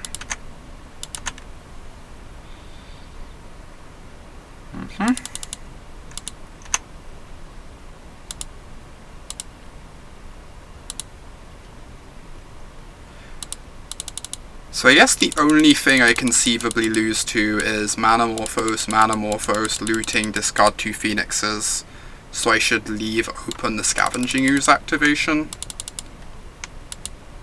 because I can respond to a lightning bolt anyway.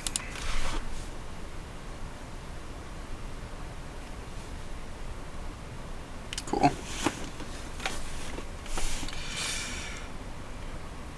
Alright, so what is ready for round 3 tonight? I'm looking forward to it, Brittany. It should be fun. I'm very excited for TMSL. Just got my Jund practice in. Is it round 3 though? Maybe I'm misremembering the schedule. It's gonna be fun for me.